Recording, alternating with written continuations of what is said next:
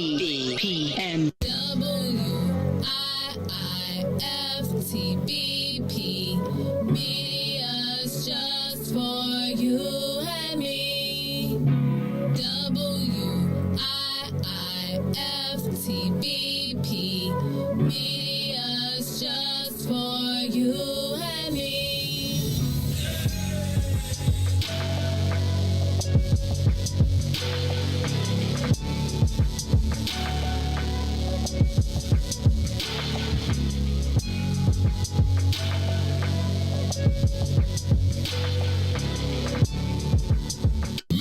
Jackson. Tune in to the Maze Jackson Show every day, Monday through Friday from 6 to 9 a.m. where you can catch us on YouTube, Twitter, Twitch, and Facebook Live.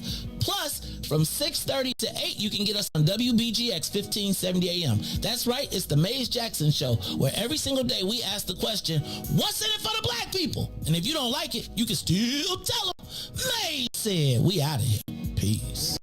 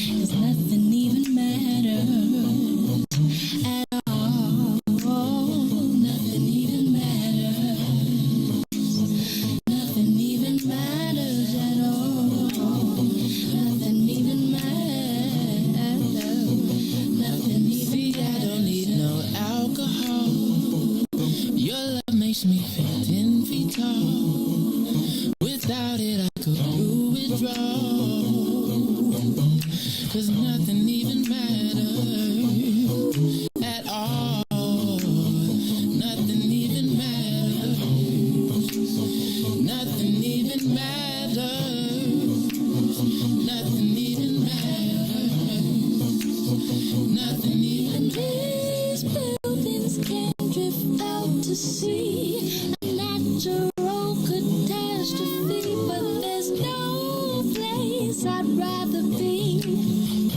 'Cause nothing even matters to me. Nothing even matters. Nothing even matters. Nothing even matters. You're part of my identity. I sometimes have a tendency to look at you religiously. Yeah, but nothing even matters to me.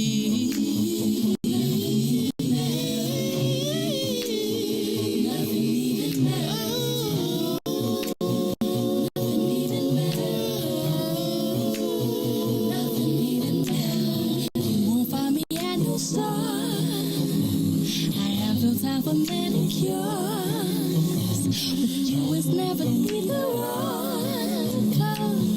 'Cause nothing even matters. Nothing even matters. Nothing even matters at all. Nothing even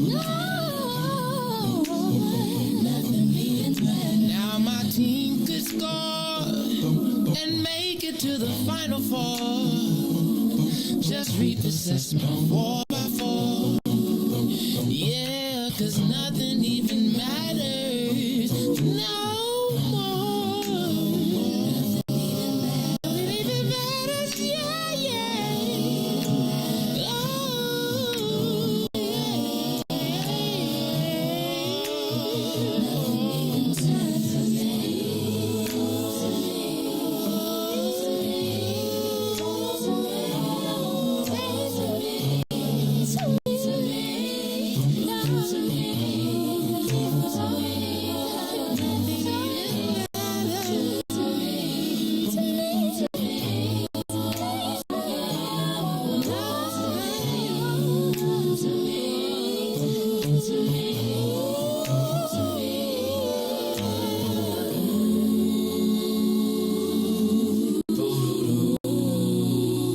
nothing but you. Nothing but you.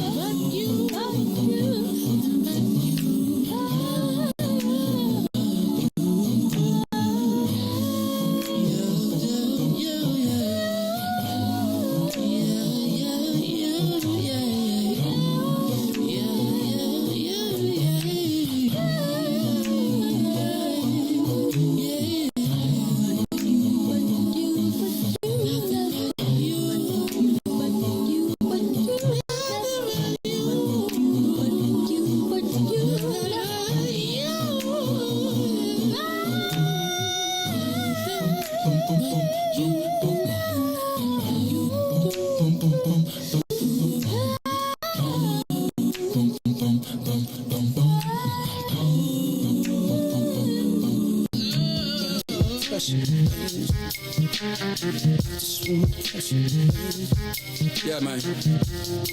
Ideas, man. You don't have to find me. I'm walking right behind you. It's so clear to see that you wanna be free. You don't have to find me. I'm walking right behind you. It's so clear to see you wanna be free. Let's go. Standing my ground, I can't mess around now. It's like my time is in a bottle, captured by your love, yeah. Now I know women's got this thing going on. We can't stay around so long, but I wanna come correct. Baby, get your foot off my neck. You don't have to find me, I'm walking right behind thee. Understand clearly, that you wanna be free. It's the time that you spend making me think within. It's the trust still beginning. Fade away from beginning of the day. I can see you trembling times, and I can see you wondering mine. Is it me considered? You that's with it. See, you don't have to find me, I'm walking right behind thee. It's so clear to see, baby, that you wanna be free. You don't have to find me, I'm walking right behind thee. It's so clear to see, that you wanna be free, yeah.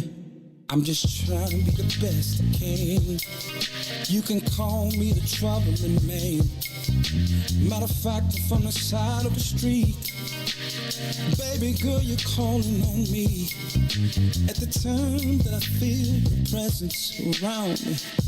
Something that I can't let go. It's your time and everything around me there. I just wanna hold on, but you don't have to find me. I'm walking right behind me. It's so clear to see, that you wanna be free. I just wanna come correct, best I can. Baby, get your foot on my neck. And just before you just leave, baby, I've been trying to tell you I can't breathe. You don't have to find me, baby, I'm walking right behind me. It's so clear to see, that you want me free. Down pressure, baby. I just want pressure, baby.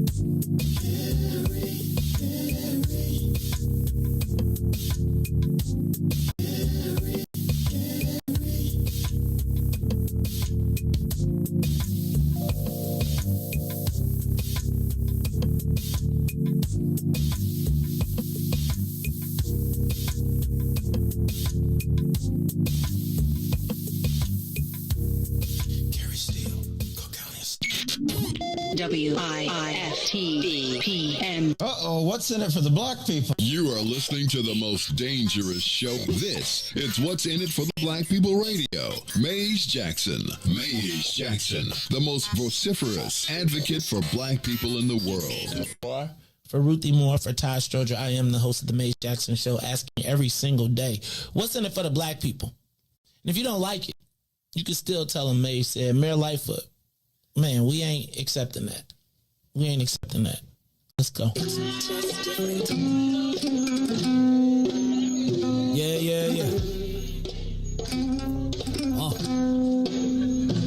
Let's get down to business and go ahead and address the facts, man. Lightfoot seems more lesbian than black. Ramen Manuel's another case. He was just as tired. 50 closed schools left much to be desired. Police had Anjanette naked on that body cam. They suppressed the footage so it couldn't touch a lot of hands. Reminds me of that 16 shots in that cover up. Both of them similar, so I went and dug it up. George Floyd killed, a lot of riots happened in the town. Southside burned and they wouldn't let them bridges down. Grandmother sick, need a prescription and plus a couple groceries. You gon' have to travel just to get it now. COVID-19 out here shutting all the business down. Not enough SBA loans to even give around. So many failed businesses that you can put them in the pile. If you don't survive the pandemic, it's gon' sit you down. We sing, dance, play ball, entertain, and crack jokes. Government infested black neighborhoods with crack smoke. System that milked us so bad, we got lactose. Still trying to find out what's in it for us black folks. We sing, dance, play ball, entertain, and crack jokes. Government infested black neighborhoods with crack smoke. System that milked us so bad, we got lactose. Still trying to find out what's in it for us black folks. Shout out to Willie Wilson, hope one day you get to send it.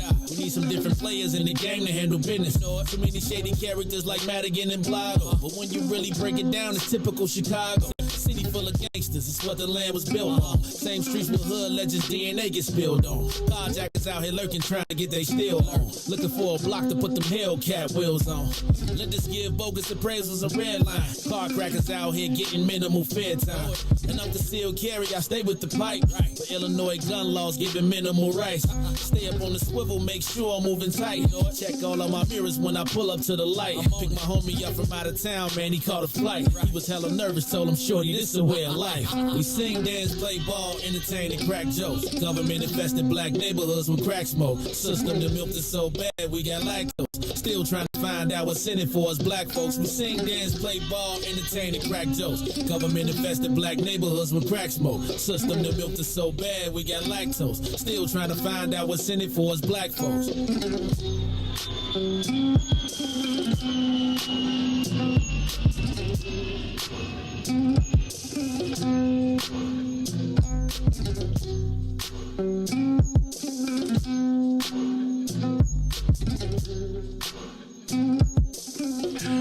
Wake up, Chicago! Wake up, world. This is the Maze Jackson Show. I'm your host, Maze Jackson. Got my man DJ Riis in the building, but hey, yo, it is Wednesday. Hump day. Hey. It's hump day. Yeah, hump day. You walking around here, how many humps you got? One hump, two hump. It's hump day. I wonder, to the people that get up at 8 o'clock on hump day, if y'all be listening in the morning, don't y'all be doing the humping on Wednesday morning. Just get up and go to work. It is the Maze Jackson Show. I am your host, Maze Jackson. I don't know if y'all watched Chicago last night, but we are going to give you the opportunity for the replay today. They have both candidates for Cook County Assessor on, and I think it was a debate worth watching. I think if you will look in the newspaper today, you will see that they are bringing up the race. But again, they are, as I told you, they were going to try to, the best opportunity they have is to try and tag. Did I start too early? Too early. It's too early. I'll tell y'all about a little bit later. Look, y'all, it's the Maze Jackson Show. I'm your host, Maze Jackson. Got my man DJ Riis the Ruler in the building on the ones and twos. DJ Riis the Ruler, how you feeling today, man? Blessed by the best. You already know the rest. All right. Halfway through it. Halfway through it. Ain't nothing to it but to do it. Almost through it. It's out there in that heat yesterday, man. Let me tell you. You was out in the heat. What was you doing in the heat, man? Man, I got a bat signal. I needed some help cleaning up the festival, so I had put my cape on, slid through. You had to do it. Riis, you didn't. You know who you seem like to me. You know what you seem like to me. You seem like the dude that on a heat day will have one of them umbrella hats. Man, like you seem like you would be the dude that'll show up. Like if you knew it was hot. Man. Like I feel like you have one of them backpacks with the squeezy on while everybody else be out there hot, and you got your little umbrella in it. Cause you know you a rocker. You a rocker outfit. I would. You know what? I'm gonna have to go get all that. See, Riis, I'm telling you, Riis, I'm surprised. Now, if there's anybody that be up on the white boy hookup, I feel like Riis, you would know, right? Like, so if anybody is gonna go get them one of them backpacks with the water, with the Camelback in it, so you put your drink in there, and you be Right, yeah. right. So while everybody else out there like it's hot, you got your. I had my thermo that was it. It was filled with ice. Everybody else was like, because it was like you have a bottle of water and it'd be hot in 5 minutes. It was boiling out there, man, boiling. Hey man, that bat signal. Hey Joe, can I tell you what? One time I got the bat signal after the chosen few. I rolled up after. I was like, "No, my brother." I was like, "No, he's like, no." Y'all got to hire somebody for this. I ain't gonna tell you what I really said, but what I really said is, now y'all know y'all need to go out here and hire some people to do this. Yeah, but nah, it was good though. It was good, man. I went through it. I did my thing. Yeah. Shout out to Hyde Park Summerfest. The gift that. Hey man, way to kick off the summer. Shout out to Mike Pookie Brown. Hey man, y'all, you know what? I was always worried about Pookie doing Soul Fest in Naperville. Cause it's like white people, like Naperville is like the funny white area, right? Like all them suburbs, they know they got their own black populations, but they don't want you bringing your cousins out in large groups. And when I saw Soul Fest being talked about in the city everywhere, not the suburbs, I was like, oh, they're going to be like, hold on. These are not suburban. These are not our well-trained.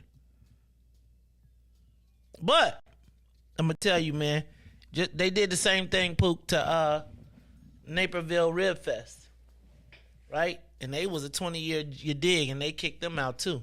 And they was all white. So don't fret.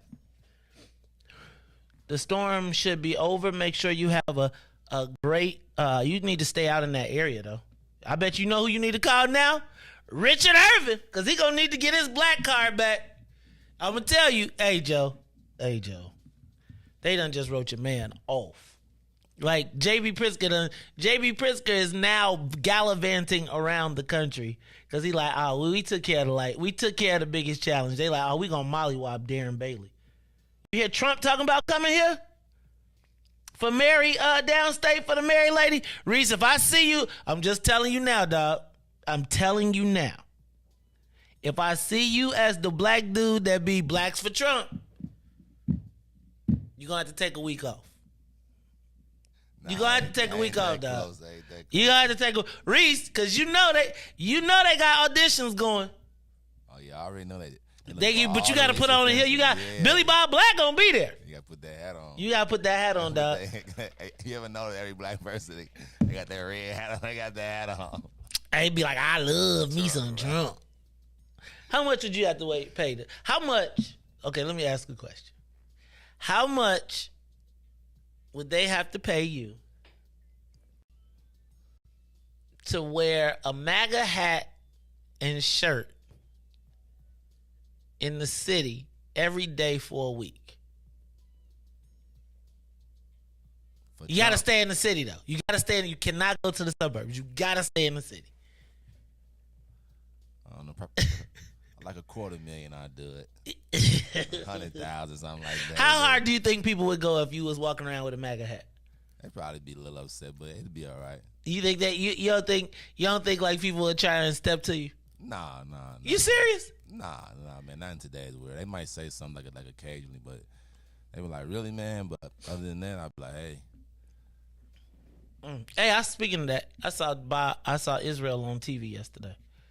I seen him on Channel 7 on the news. He was in the march. Shout out to Activists. They was out in the march yesterday too. I think I saw them. There was I can't remember what the march was for. I know it's to stop violence. Is Father's Day this week? It is. That's how bogus it is, dog. That's how bogus Father's Day is. That fathers don't even be knowing when Father's Day is. Well, it's Juneteenth. Right, we getting played, Riis. They ain't nobody gonna even wake up. It's June. They gonna be like, hold on. Cause they gonna be partying. They gonna be they gonna be at Black Palooza. You gonna be sitting there. They gonna be at Robin's Juneteenth Festival. Riis. Yeah. We gonna wake up making our own food. Man, they gonna have some leftovers from yesterday. I brought you a plate. I brought you a plate. But I did eat the ribs off it. It is some potato. I left you right. You do got. And I hit the potato salad too. Yeah, it's this weekend. Dang, Reese. A game 7. Ain't gonna be no game 7. That would be good though. I could see a game 7. That would be. But then if it's a game 7, dog, then they got to give it to Golden State. Why? Because Golden State should have won it. Would have won it today. Nah. Yeah. They gonna let the little young boys win it. Yeah, they gonna let the little young boys win it. They gotta have it. The NBA has to have it. It's a money maker. I already told you. It's too much money to miss on that day. So yeah, but Father's Day is this weekend. So can I just say I don't want to see none of my father, mama. My mama father. Hey, it's a lot of mama fathers out there, so sometimes they got to do both. Okay, I don't know that moms can actually be fathers. I think we need to stop that. I think moms can do everything they can to spread themselves out to fill in all of the gaps. They can never be fathers.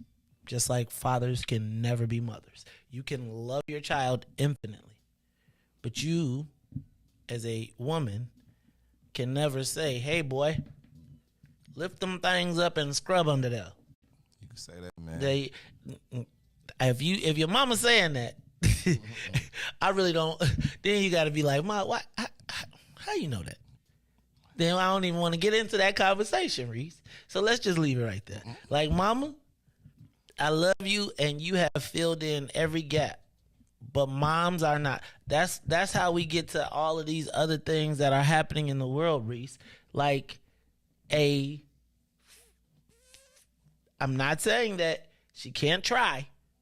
I'm not saying that she can't teach you how to play football. I'm not saying that she can't throw the football or teach you how to shoot the basketball. She still cannot be a father. I'll give my mom a couple of cards on Father's Day. Hey, I hear you. Did you say father? Or did you scratch it out and put mom? No, I just told her Happy Father's Day.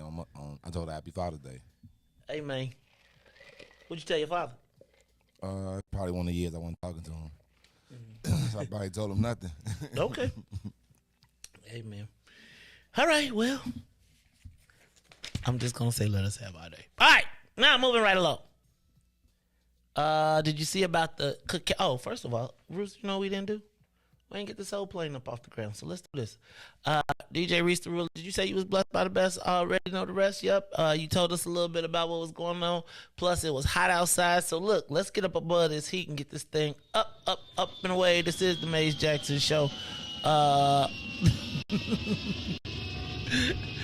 Look, you done woke up tired.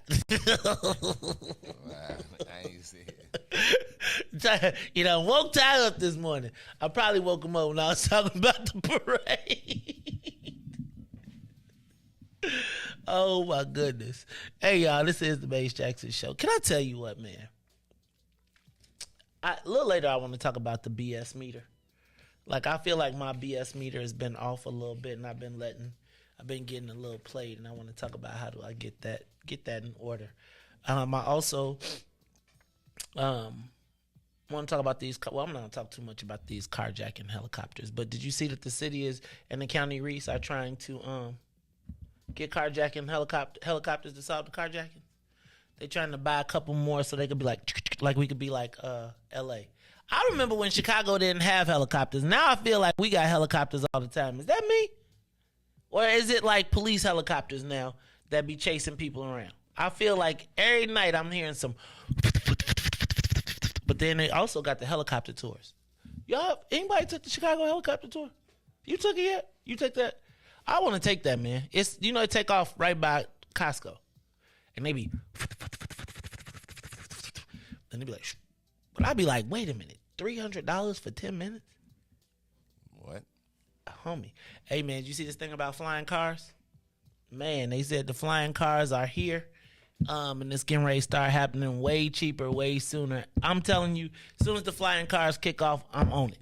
I'm out. I'm up. I'm going to be like, man, pew, where you at? Oh, he went to, yep. flying car, man, I'm not gonna drive it, but I'm certainly gonna be. And if it's cheaper than an airplane ticket, I'm out of here, Joe. Can't get tickets in Chicago? I'll be watching it in Indianapolis. There you go. Milwaukee. Hey, man, I had my Uber driver the other day say, man, if you ever need me to drive, you pick this Uber up, I could turn it off and I'll drive it myself. You just pay me cash. I was like, Dad, dog, you got to tell me that before I come out the house because I don't even carry cash. But I sure was like, Dad. He was like, and brother, I'll take you to, I could drive. He was like, it's $150 to Milwaukee. I was like, in this caddy, I'll take him. So that wasn't bad. Mm-hmm. And he said he'll wait and bring you back. I was like, oh, Not straight? For the same 150. No. Oh, I'm finna say. No, but I mean, shoot, 4 people. Oh, 4 people? That's It fit in the SUV. Yeah, that's easy. Bam. Way cheaper than Hey, Joe. Take a nap by the time you know you there. And he said, I have that spray. I know you black people. He said, your cousin looked like one of those guys. Said, your cousin looked like one of those guys. He said, I got the Loud Packs air freshener. So if you ever need, if you need a ride, I was like, what you trying to say, dog? I'm not implying anything. I'm just saying your cousin looks like. What cousin look like, dog? He looks like he has those green things. He likes them. What are the green things, Joe? I think I'm. No, I don't. Tell me. I'm feeling a little offended right now. I was telling him I was offended, but I did take his number down. I'm just gonna say. Oh my God! Did you ever ride? I remember the first time. Have you? Never mind. I'm not even go there. Look, y'all, it's the Maze Jackson Show. Let's take a quick break, and then when we take this quick break, I'm gonna finish these headlines, and then we're gonna get into the social media question of the day. This is the Maze Jackson Show. The Maze Jackson Show will be back after this break. WIIFTVPM.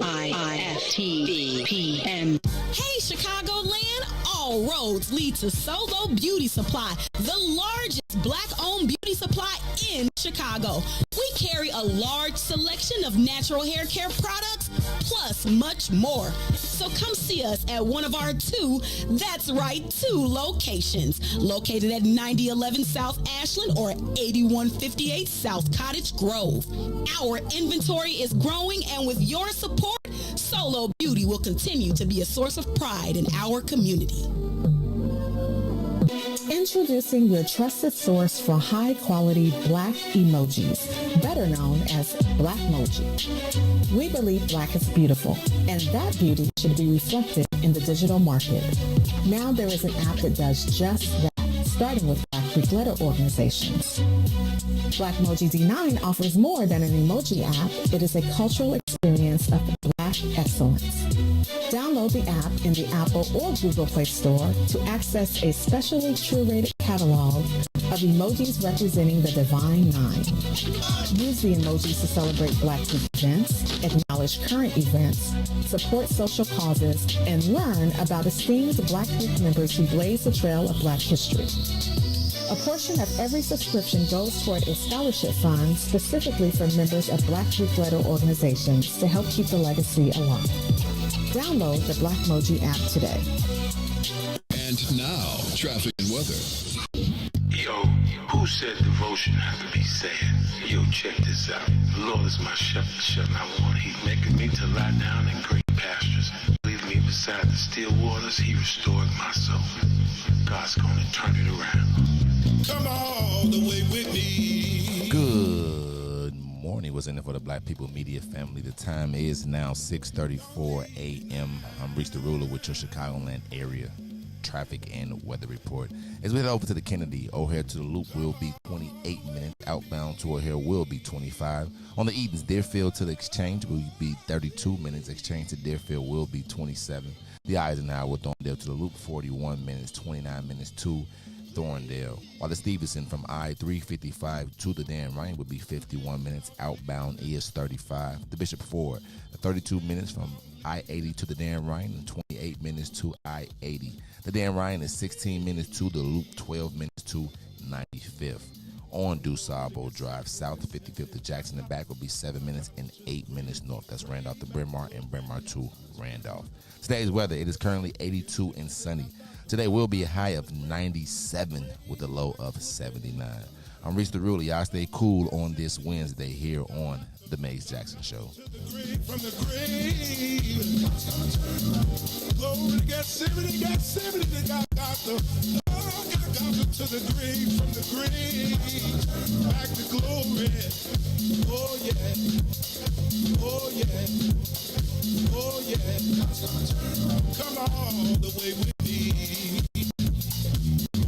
Don't leave me now. Come all the way with me. Please.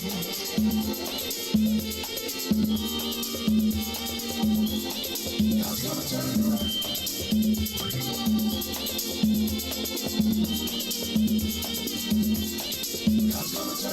You are listening to the Maze Jackson Show. I am your host, Maze Jackson. Got my man DJ Riis the Ruler on the ones and twos. And let me tell y'all what, every day, Monday through Friday, you can catch us from 6:30 to 8 on WBGX 1570 AM.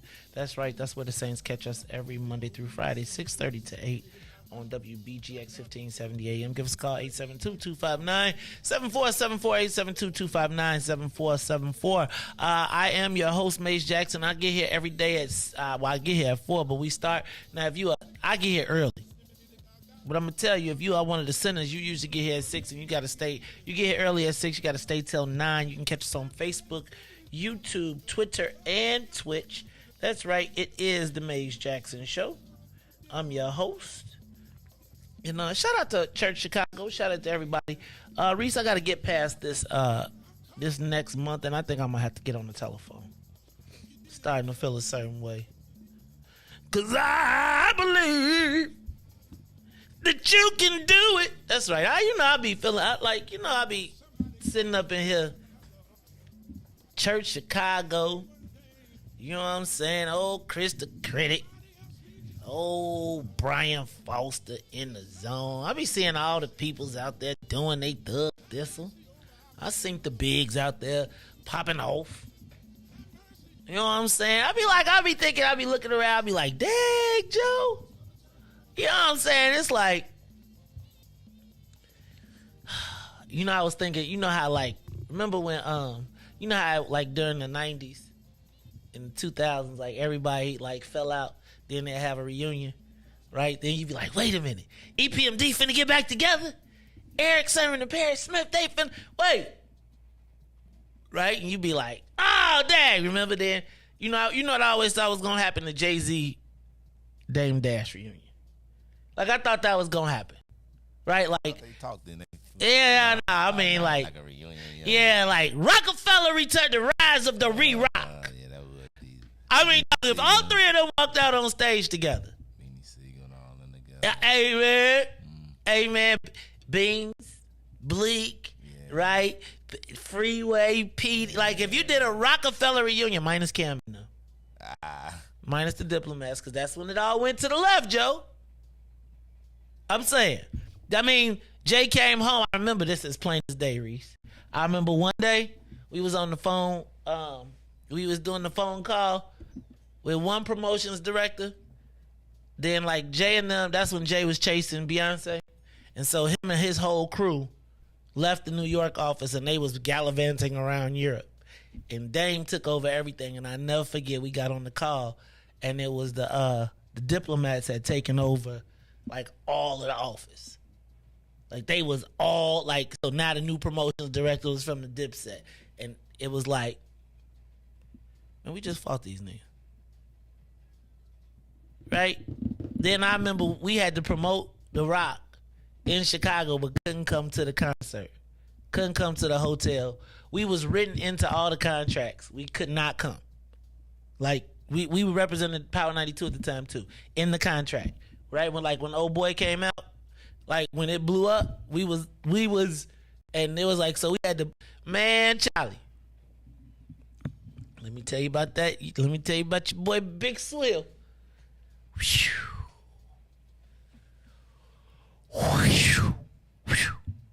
That's why I be like, man, you old now. Cause back in the day, what you say? Jackson, just pull it off. Just got you. You just go in the top of the parking lot. Oh Lord. Whoa. Man, Charlie. Riis. Reunions always be good though, you know. Right, like a reunion. Like I'm gonna say, like you know what I'm saying. Don, I kind of miss people. I just saw Don too this weekend. Yeah, I'm telling you, every worldwide. But alas, Riis. Then my phone would be ringing like, the internet is down. Oh. Man, Joe, church, you see? Then I, it's like, you know, when you had a reunion, then, like, you ever had a reunion, you be like, okay, it's gonna be all good. Then you be like, oh, dang, I remember. So let's just have a reunion like once every 10 years. I don't know, man. Anyway, I'm just talking smack. I'm just, these are my thoughts. Just my thoughts. All right, y'all, it's the Mace Jackson Show. It is hot outside. I saw a story yesterday where the seniors were talking about they were in buildings with no air conditioning. Can we all make sure that we check on the seniors, check in the buildings? Remember what happened the last time that our seniors were left to their own devices up north and other people were responsible for their air conditioning? Please check on our seniors. Did you see Cook County has a new flag? This is a word for Salim. Salim, do you know what vexillology is? Riis, do you know what vexillology is? Does it do anything to do with like anger a little bit? No. You said vexed. No. Yeah, Vexillology is the study of flags. And so Cook County has a new flag. Actually, when I saw it, I thought it was pretty cool, but I do think it's kind of funny because it's like a politically correct. They have a politically correct version. Did you know that all flags are symbolic? Riis, like everything on the flag means something. So we're gonna talk about vexillology and the Cook County flag. Cause what would be the symbol that should be on the Cook County flag if you was like making it for real? The guy from Glenbard, I like the flag. It look a little Confederate-y to me. It looks a little Confederate-ish. What's your boy? Because I think I see it's like a yellow. Green and blue and all that. Yep. I think your boy was in control of the stars because they made sure it was 6 on it. What you say? Your homie that every time he saw 5 stars, yeah, that Jake, like they put 6-point stars on it too, right? Like I was like, wait, Cook County? I thought that was the Chicago Star. Now it's the Cook County Star. See, I feel like he done ran into the folks in them. Folks in them was like, hey, Joe, they got now. What if they would have did 3 and 3? That would have been Cook County. Right? Like if they would have put 3 5-point stars and 3 6-point stars, then you could have been like, and for the county jail. You know what I'm saying? Like, you know what I'm saying? Yeah, y'all don't hear me though. All right, but we're going to talk about the vexillology a little bit later on today too. Caterpillar is leaving Illinois. Guess where they going, Riis? All my exes live in Texas. Why does it, for Texas to be such a bad state, why do people keep going there? Elon Musk just moved to Texas too because he could be a cowboy. I'm a rhinestone. I want to go to the 4 Sixes Ranch in Texas. You know what the 4 Sixes is? Hey man, that's the ranch if you want to be a cowboy. You got to go there. That's like where they actually made an expertise of taking the land from the people. So like if you go to the are y'all watching Yellowstone? Okay, so you need to watch Yellowstone and you need to watch Yellowstone Origins. I think it's 1863. Riis, it is an unabashed tale of like how the colonizers, the pioneers. Well, it's brutal, Joe. It's brutal. It's brutal. But you should check that out because it's kind of like the glamorization of genocide, sort of. You know what I'm saying? Like, they kind of don't pull any punches about the fact that they weren't as good as we think they were. They just were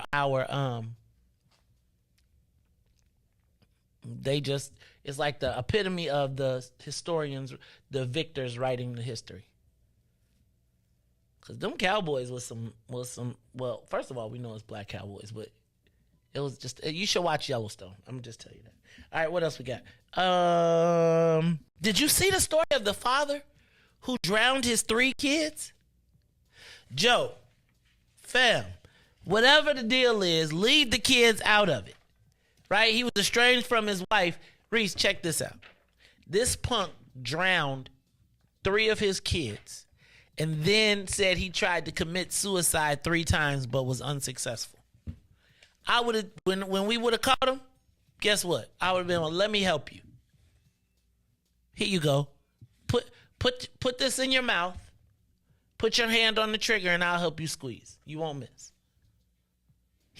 Riis, he drowned his own 3 children. Like, how do you...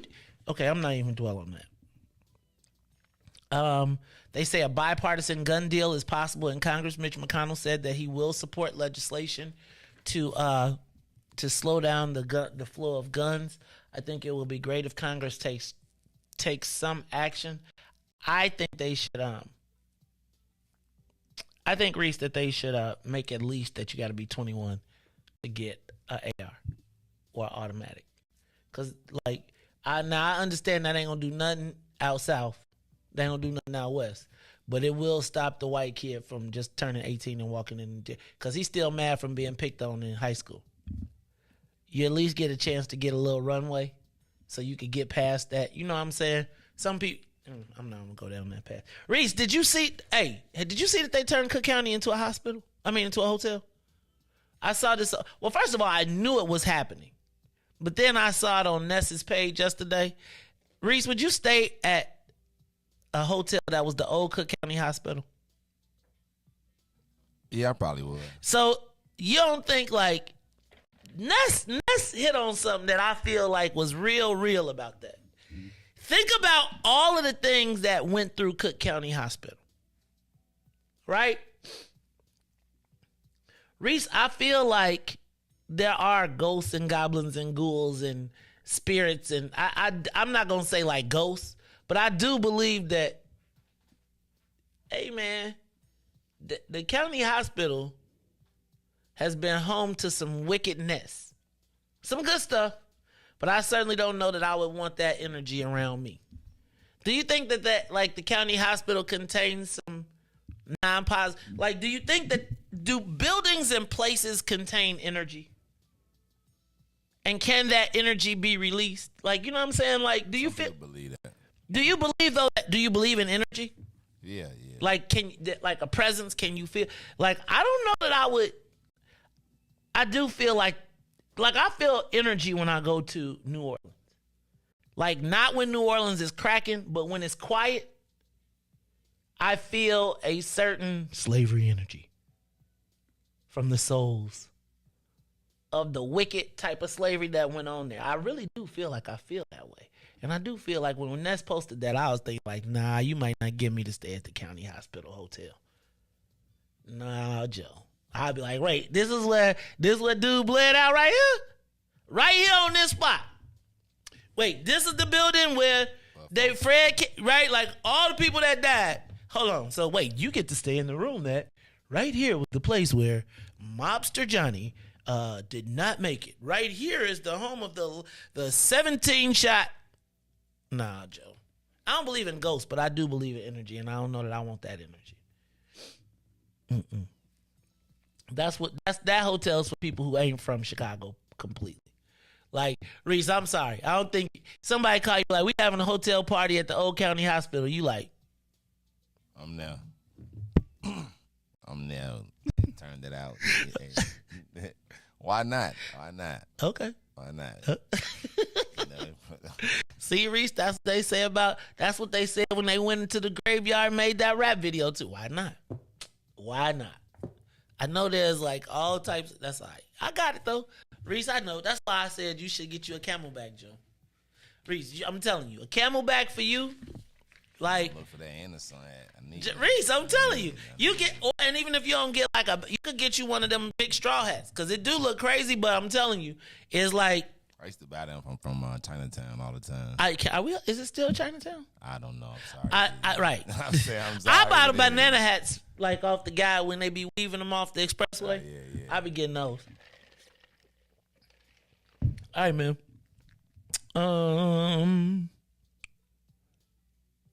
The Wendy Williams show is ending Friday with no Wendy.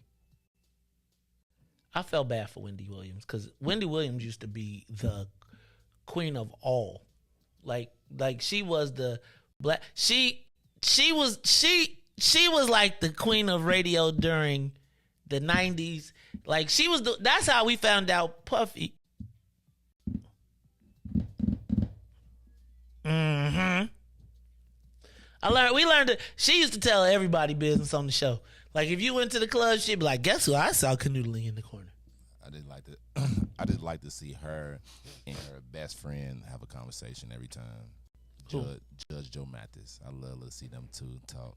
I'm just making a joke. You know they don't like each other at all. Oh really? Yeah, at all, at all. So, but nah, man. You know what, Wendy Williams. I feel bad for her a little bit. What happened to her show? She had like a mental breakdown. From what? Like it started with her husband having a baby with that girl, and then Riis, it was after she had that baby with that girl, then she just kind of went a little, and then she had like a nervous breakdown or something, and then went in the hospital. Then Sherry Shepherd took over the show. It was a lot going on. Sherry Shepherd been on there for like some months or something, I think. Never even paid attention. I know, me neither, except for. I think Sherry Shepherd, I always pay attention to Sherry Shepherd because she got the reverse divorce. Where the dude got all the money. Oh. Right? He got all the money and she had to keep the kids and all type. It was like, yeah. Nick Cannon little thing. Man, did you see Nick Cannon? Wait, did somebody tell me Nick Cannon has got cancer? Did I read that somewhere? Okay, I'm not passing on any rumors, so please, I just was curious to know if that was the case. Nick Cannon got what, like 9 people pregnant at the same time? Joe, what does that look like? At the same damn time, Riis, what does that look like? And how do you whose phone call do you take first? Because you know it's going to be a competition. He probably just got to be like, let me buy one house, put everybody in this same house. Y'all get y'all a room. Might as well. And man, buy you a hotel. Everybody get you a. He might want to buy the Cook County Hotel. Oh my goodness! And then just for the shade of it all, can somebody tell me why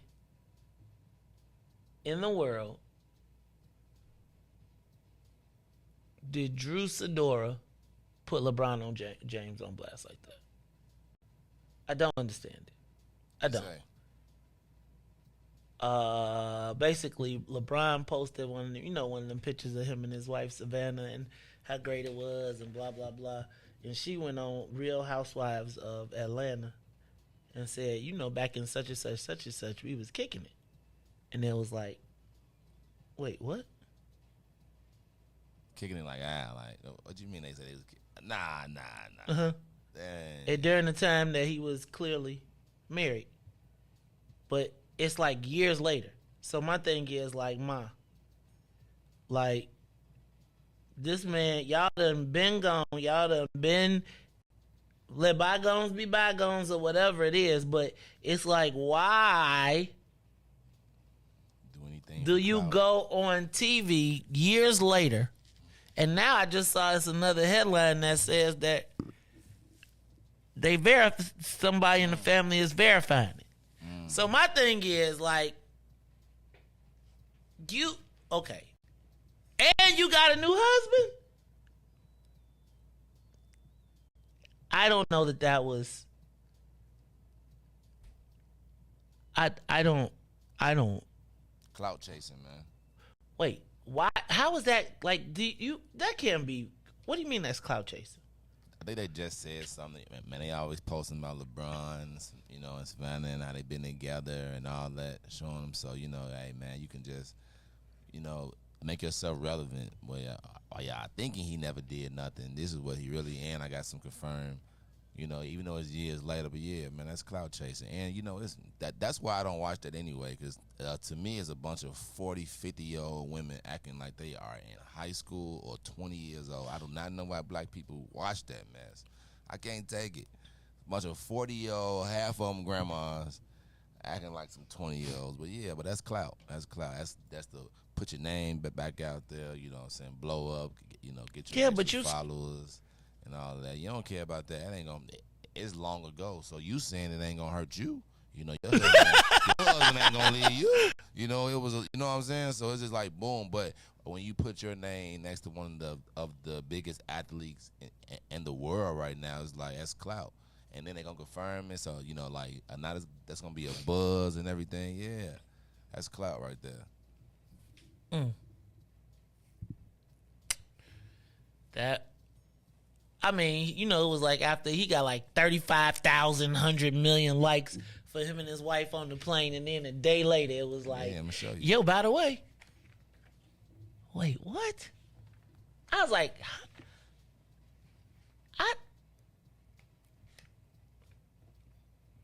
She got a couple more followers. I mean, I feel like that is just so not Chicago. Trending a little bit. That's not Chicago, Riis. Like, that's so not Chicago. They from the crib. You ain't supposed to do that. Uh-oh. I might be in trouble. Who you talking to, me? What? I just know this story because it's on in the paper. I'm just telling you. That was terrible. That was terrible. She shouldn't have did that. Father's Day coming up. Right! He got to be all at the Father's Day table like, yeah, be, man. Oh, you see the playoffs? I know he is praying that there's a game. Yeah, Bronny went in there and watched Love and Basketball and acting like Q now. All mad at his daddy. You know, he mad. It's just, but that's sad, man. That's sad. She probably got text messages and all that.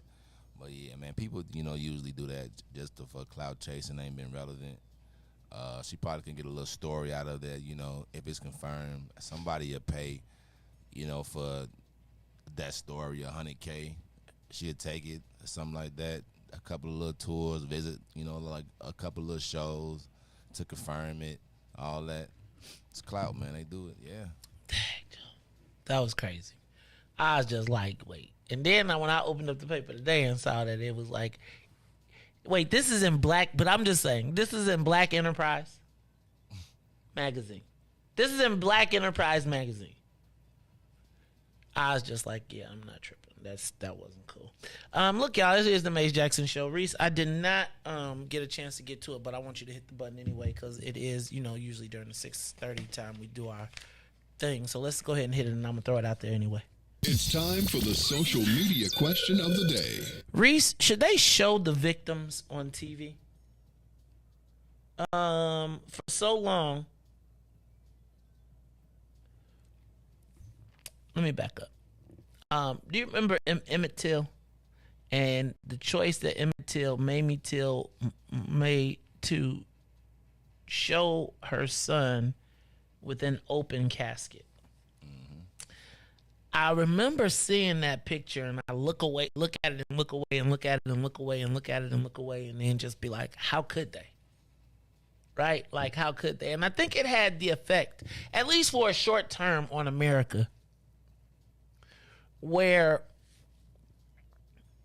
people saw the brutal reality of a lynching. It wasn't dressed up. It wasn't nice. It wasn't pretty. And it was almost embarrassing to me for white folks in the grand scheme of things. And so now there is a debate as to whether we should start to show the victims of these mass shootings. I think there's been a concerted effort because we don't want to show the gruesome reality. And, you know, like, who wants to turn on the news at 6 o'clock and see a decapitated 4-year-old shot to death by a machine gun or bodies piled up, right? or who wants to see 75 people shot or 20-something people shot on the South Side piled up with bodies and showing it on TV? But I wonder, would that have a chilling enough effect to stop the shootings? So I want to know. Give us a call, 872-259-7474. Should they start to show the victims of these mass shootings on TV? I do feel as though there is something about the lack of reality in these video games when you shoot.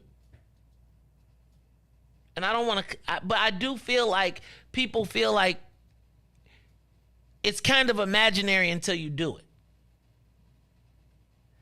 And is there a such thing as scared straight? Can we scare some of these mass shooters straight? I don't know. Give us a call, 872-259-7474. Plus, when we come back, we're going to play back the Assessor's debate yesterday that went down on WTTW, if you did not see it. So we're going to play, WTTW held a debate for the Assessor's race, and I'm going to play it back for you. I'll give us a call, 872-259-7474. We'll be back after these messages. The Maze Jackson Show will be back after this break. My mom would say, Carrie, don't talk about it, be about it. My name is Carrie K. Still, and as president of the Water Reclamation District, I lead an agency with a $1 billion budget, AAA bond rating. We've increased transparency while we've reduced our reliance on tax dollars. Now, my opponent has been all talk and broken promises. The Sun-Times said Kagi's office is riddled with mismanagement, hurting our seniors, our veterans, and our property tax bills are going to be late again. Look, we all knew 4 years ago that the Cook County property tax system was broken and needed to be reformed. And unfortunately, it still does. That's why I'm asking for your vote June 28th, punch number 112. Because I won't spend the next 4 years talking about it. I'll be about it. Vote for me, Carrie K. Still, as your next Democratic Cook County Assessor. This message has been paid for by friends of Carrie Still.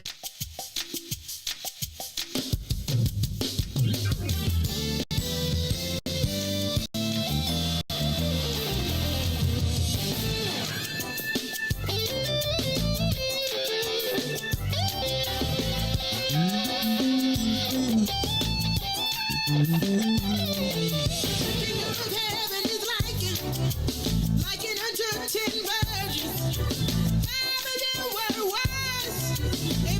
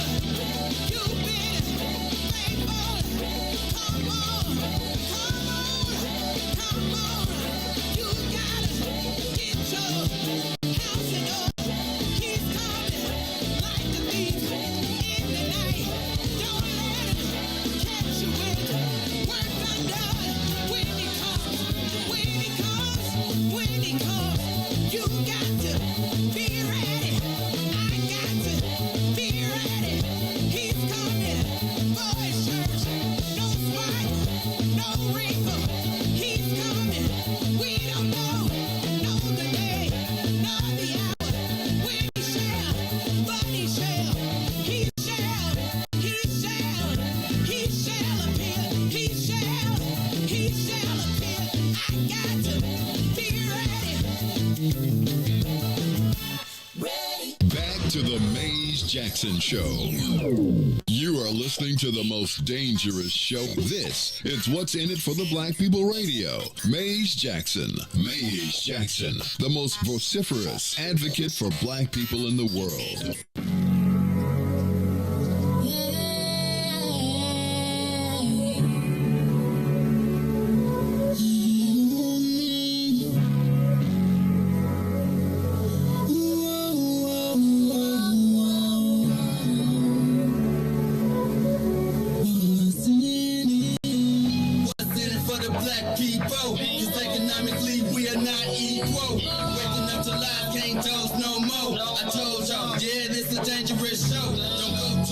If you ain't trying to help us, don't even try to be around and can't protect us.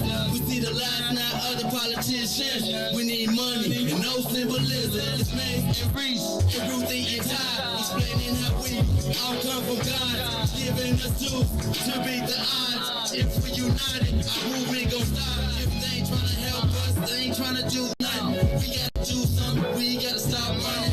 It's time to confront the problem. Really, you expect, you oppress the soul.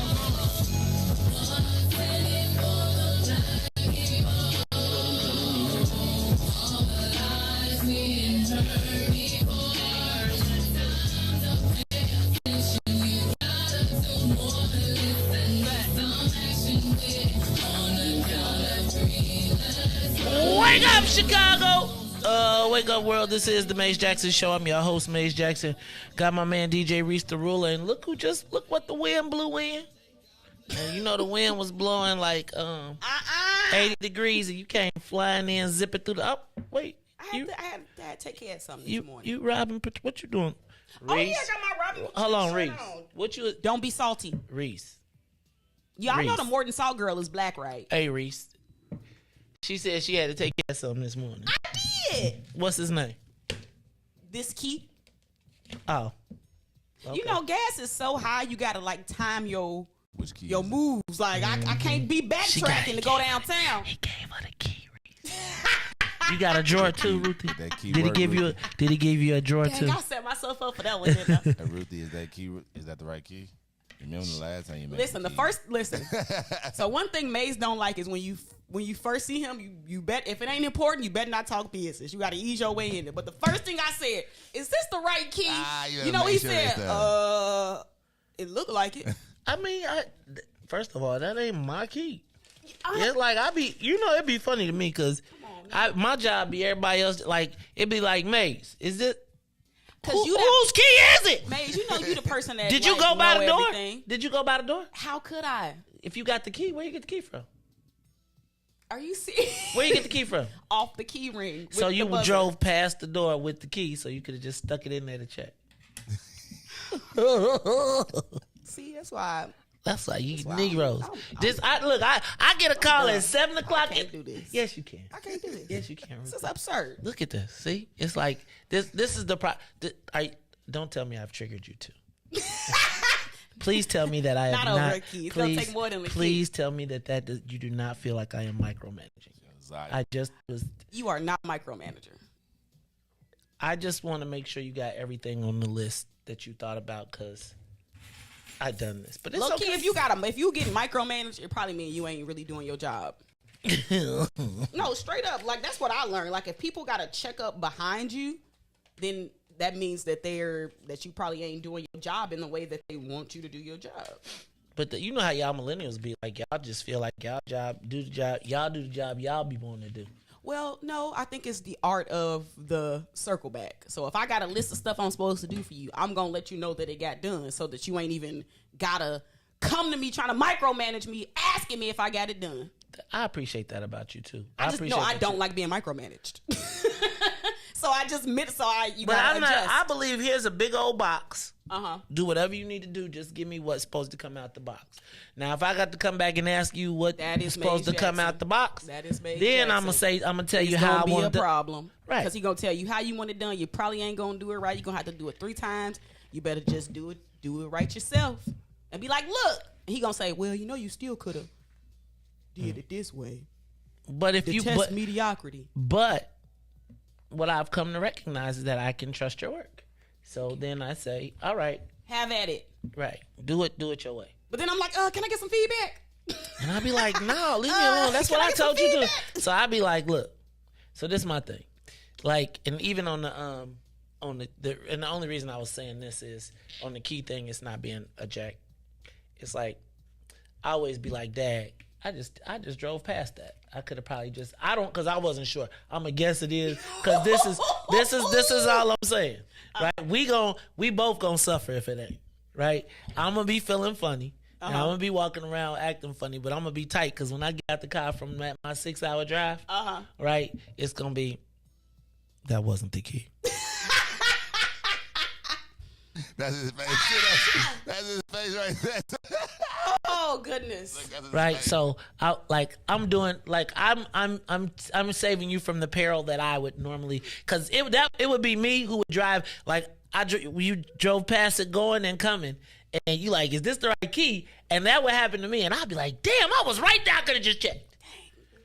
And so it wasn't even shade. It's just like, cause as we get closer to this day, it be getting tighter and tighter. We had this conversation like, everybody be cool. But it'd be like, whew.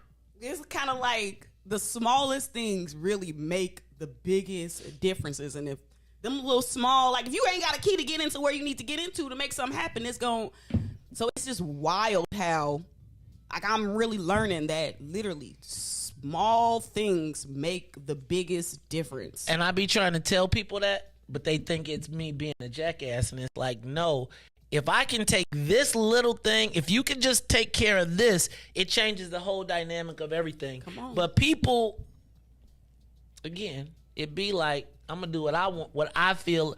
You going to tell me what you want. I'm going to give you my interpretation of what I think you need.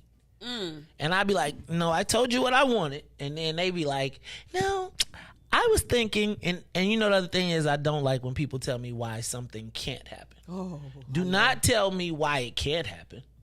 Well, how do I get to the solution that I'm looking for? If I got I'd be like, how did I come to you with an issue? And now the issue has made itself back to me. Woo, I call them plate pushers. People who specialize in no matter what you're trying to get done, they always find a way to push it back onto your plate. I call those professional plate pushers. I don't work well with those types of people because it's just like, literally people specialize in, you can literally give somebody a task and they will find a way to push it back onto your plate. It is the wildest thing to me. So I came up with a name, professional plate pushers. Watch out for those types of people because they just do a lot of talking and don't want to do no work. And before you know it, you doing a job plus your job and they still talking, getting all the credit and the glory. But I digress. And thus, the story of Maze continues. I'd be like, one of these days, it's going to be just me and Jersey. Me, Jersey, and Carrie, we're going to be on the beach. Wait, how you going to cut your daughter out? She got to go to work. She got to go to work. My son got to go to college. Grandpa, already planning your next life. They part of the stress level, right? So they get to stay. And this is going to be me, Carrie, and Jersey on the beach, right? And we're going to be like, hello.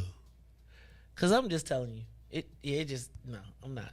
All right, look, it's the Maze Jackson Show. Ruthie, we was talking about this, and we're going to talk about it a little bit more. But do we have a caller? Caller, you on the Maze Jackson Show. Social media question of the day. Do we need to start showing the victims of these mass murders on TV? Can we get a mass shooter scared straight? Caller, you on the Maze Jackson Show. Who this? What's up, man? It's Devin, man. What's going on, bro? What's up, Riis? What's up, Ruthie? What up, Devo?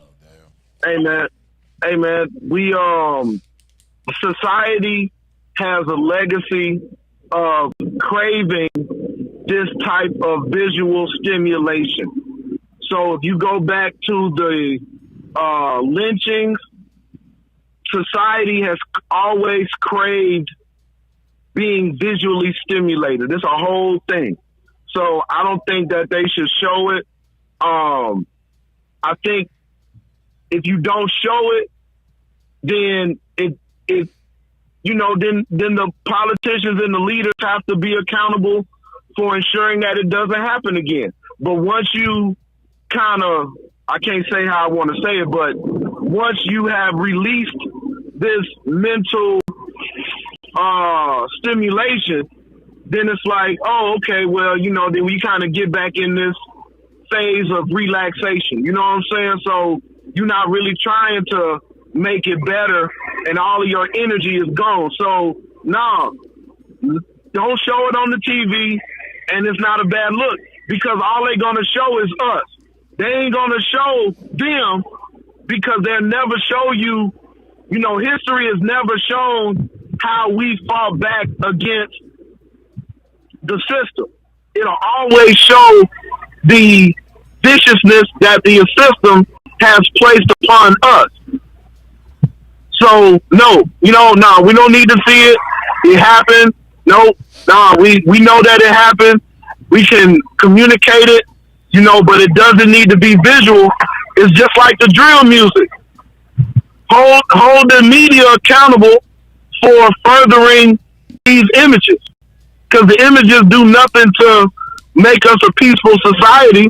It only causes us to be more bloodthirsty and vicious. That's what it does. You know what I'm saying? So the more society consume it, even going back to like the Roman times, the people wanted to see the animal rip the person apart just because he stole some bread. Like, that's where all this stuff come from. This ain't from us. This from them. So nah, bro, we don't need to see it. And Blackapalooza, buy some tickets, buy a whole bunch of tickets, and come out this weekend and support, man. So happy Juneteenth and happy Father's Day. You know what I'm saying? Other than that, that's it, bro. All right. That is Devin Gordine. He is the president of Black People First.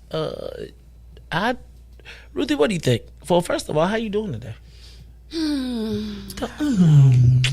I'm good.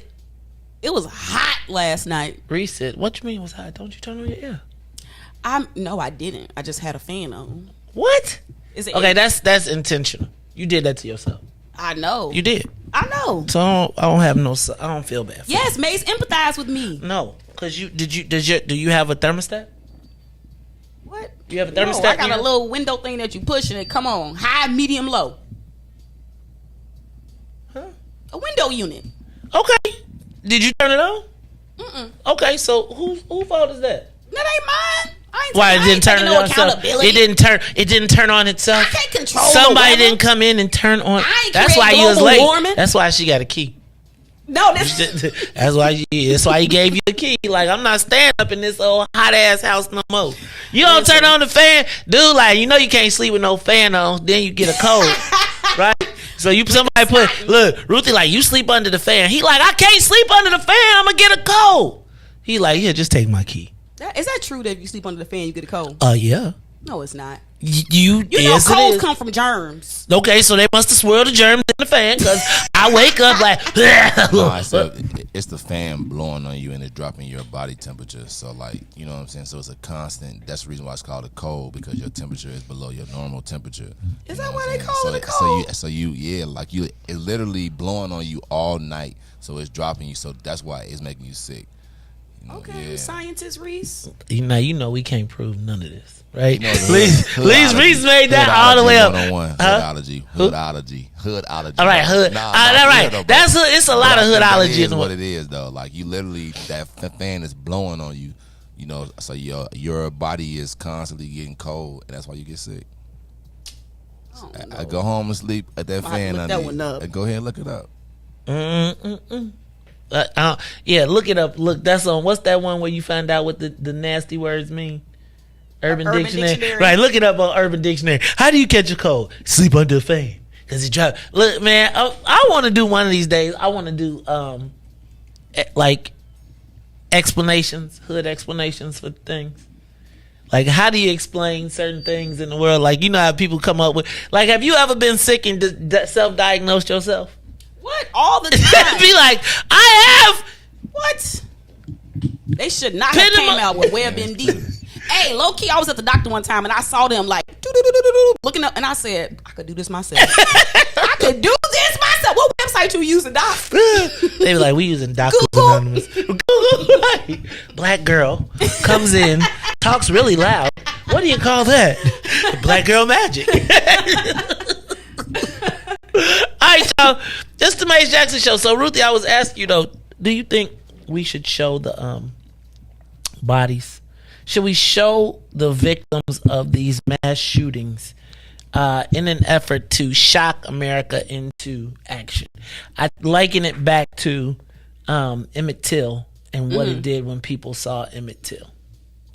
Yeah, I think so. I remember when the in Texas and Uvalde, when that happened, I kind of went on a little rant and was saying, show the baby brain matter, the baby body parts, all the blood and the shoes, the hair bows, because I do think that that's a part of a mass shooting with a high powered weapon. Like, is body parts, blood, like, and the interesting thing is, like, the internet. So you used to have to get like Face of Death. the VHS tapes in a certain section, and if you wasn't a certain age, you really couldn't get those, and your parents really wasn't never letting you watch them unless you just snuck and watch Faces of Death. I've seen a couple of those, but sort of like my generation, like being exposed to the internet, like the internet, there is more and less censorship on the internet now, depending on the way that you look at it. Like, there are certain websites that you can go to watch some of the most gruesome videos. And if you're into that, which obviously people How are you into that? Like, it's people are into that. And should young people be exposed to stuff like that? Part of me feels like the brutal reality is helpful. It's helpful to know what happens to somebody after they are shot. Like, I mean, if you see somebody like writhing on the ground, bleeding out, you know what I'm saying? Like, that's a visual image that you likely can't ever get out of your mind. So I think these things do impact our psyche. But I think, what's the goal of showing this? Is it to soften America to do more in terms of gun laws and gun rights? Like, is it like what's the I think the play is to just like Emmett Till, to take the glamour, like, it's mystery. Like, I don't know that you can see piles of dead children, but decapitated. You know what, this might be insensitive. Oh, but Jesus. I want America, before we get there, I still want them to reckon with the atrocities of slavery. And black people always taking stuff back to slavery. This ain't got nothing to do with slavery. But for me and my people, it do. Like, I want America to see some of the visual imagery, not this reimagined slave movies that they be showing us nowadays. Like, no, show what happened. Show the rape, pillage. Show the pedophilia. Like, show these things. It blew my mind yesterday. I went down a rabbit hole and I learned that Sally Hemings' mom, Bessie or Elizabeth Hemings, was Thomas Jefferson's wife's sister, because her daddy, Sally Hemings' mom was Thomas Jefferson's wife's slave. They had a whole bunch of kids together. And so when he died, Thomas Jefferson and his wife inherited all these slaves, one being her half sister, Sally Hemings. So Thomas Jefferson. So anyway, I know that was like a digression, but I learned that and I said to myself, why have I never heard this? And it's because America likes to hide certain things when it don't fit their narrative. So what's the impetus now for America wanting to show some of these images? It's been mass shootings. So why now? Because there's a political agenda in terms of trying to create these gun laws, trying to change these gun laws. So I don't like when politics enters things and is the impetus for stuff changing. What about the death and the destruction of my people? Is that not a visual image that you want to show? Like, it's crazy that they can have this drill music playing, like talking about killing the ops and killing each other. But again, I say, you replace op, you replace nigga with cracker or whitey, they will shut them YouTube channels down and bring them up on charges for terroristic threats and hate speech. So I don't like people trying to just pick and choose what they want to spoon feed us to make us feel a certain type of way. Go on, Ruthie, Mom. You philosophizing this morning. Cause America be blowing me. Until you go to another country. America be blowing me till Till you be like, I got my passport. Excuse me. Where's the local embassy? Yes, excuse me. That's when they get you. They be like, what you say? What you say? Who be blowing you? You be like, not you, Mr. Marine, sir. But you know what? The internet is a place where you can go to find stuff if you really want to see some stuff. I don't be wanting to see stuff. Like, I feel like it's too much. Like, all y'all got to do is like, like, have you ever been like on internet and like this whole buck breaking thing? Like, I can't take just the drawings. I be like, it's too much. It's too much for me. I like low key, I do wish there's some stuff that I could unsee that I've seen on the internet. But it just reminds me of how much of a dangerous place it is. How you gotta like really monitor what's happening. Like, cause before you, and it's like once you go down the rabbit hole, y'all know the internet is a place now where because of them trackers and them cookies, once you click on one video, they're gonna be like, they're gonna suggest another one that you like. That's kind of like how most of the video sites are. They're categorized in such a way that you can literally explore murders, stabbings, like rape. The internet is a place where it caters to people's fantasies. It caters to people's real lives. Like, you can find a community to fit in with on the internet. That's why it's such a dangerous place, because it caters to some of the illest aspects of society. Like, imagine creating a video database where you just collect death videos. Like, imagine that's the thing. Maze, I could give you some websites, but the way that they kind of get around a lot of the, I guess the legality part of it is they're categorized as pornography sites. Because on a pornography site, it's more lax with like what you can show nudity. You can show some sexual violence. So a lot of those real videos, the real death, murder, kill videos be mixed in adult websites, because that's how they kind of get around the legalities and I don't even know the proper word. I don't want to say legalities, but around the posting guidelines, I guess. Give me your computer. I need to check your search engine. How you know all this? What you be looking at, girl? Sadly, it's some stuff I wish I could unsee. But the internet is just a place where you can literally go. You can find anything you want. I be like, I don't. Good. I be like, my internet don't do that. My internet go to Facebook and YouTube, and then my YouTube only really be. It'd be like, would you like to watch? What did it be like? Today on CNN. I be like, this don't be like everybody else YouTube. My YouTube don't be like everybody else. My YouTube, my Instagram, I be like, I don't never see none of the stuff y'all be seeing on Instagram. I be all type of, what's going on? Look, y'all, it's the Maze Jackson Show. I'm your host, Maze Jackson. Hey, man, don't be sending me no Why are people sending me movies? They trying to fix your algorithm for you, man. You feel me? See, you be looking at CNN, you be on it, so that's what your algorithm is gonna put in front of your face. Now all your friends finna start sending you so funny, and change your algorithm. I mean, but really nowadays it's about money. Views and clicks equal money. You see what I'm saying? So it's like people done found out how to monetize it. So it's like, I'm finna create me a website where all I want to collect is videos of stabbings in Brazil. What? It's plenty of those. Yeah. They do a lot of stabbing. I mean, if you And I don't know why. Well, I'm gonna say I was gonna say that you know about the stabbings. Like I used to be like you was gonna if you went to I'm gonna stop. I'm gonna tell my. But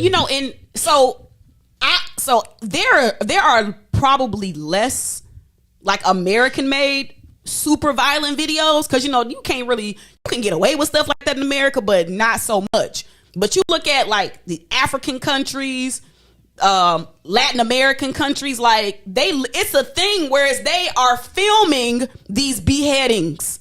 They are filming these violent beatings and stabbings because that get them clout. And then it wind up on the internet. Somebody take it and put it on their file sharing video site so they can get the clicks for the views. And that's how videos go viral. What day? You ever seen a beheading? For what? Like for what? What about you, Riis? No. I remember when they first talked about that, people getting beheaded in when the Taliban was doing their thing. I was like, why do I want to see this? And like then when they was like they couldn't get it off in one chop and they was sawing it, it's like nah, I'll pass. It's no reason for me. So that don't even. I hope it don't even come up in my feed now because I don't want to see none of that. But remember a minute ago we talked about how like a lot of stuff start off as simulations.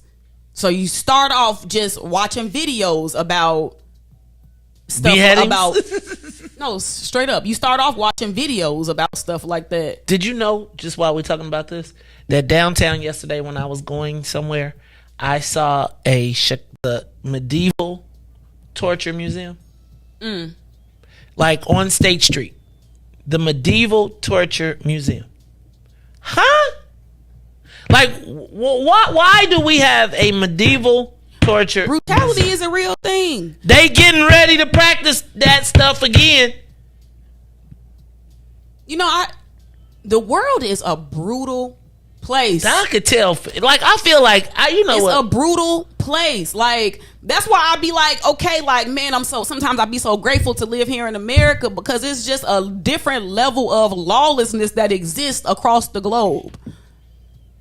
Like, that's why I stay at the If you're gonna kill me, shoot me. You ain't gotta kidnap, chop off my limbs and all this, record it, put me on the internet. You ain't gotta do all that. You watch that? I don't want to. Let me tell you. That's why I stay at the resort now. I used to be adventurous like Ruthie.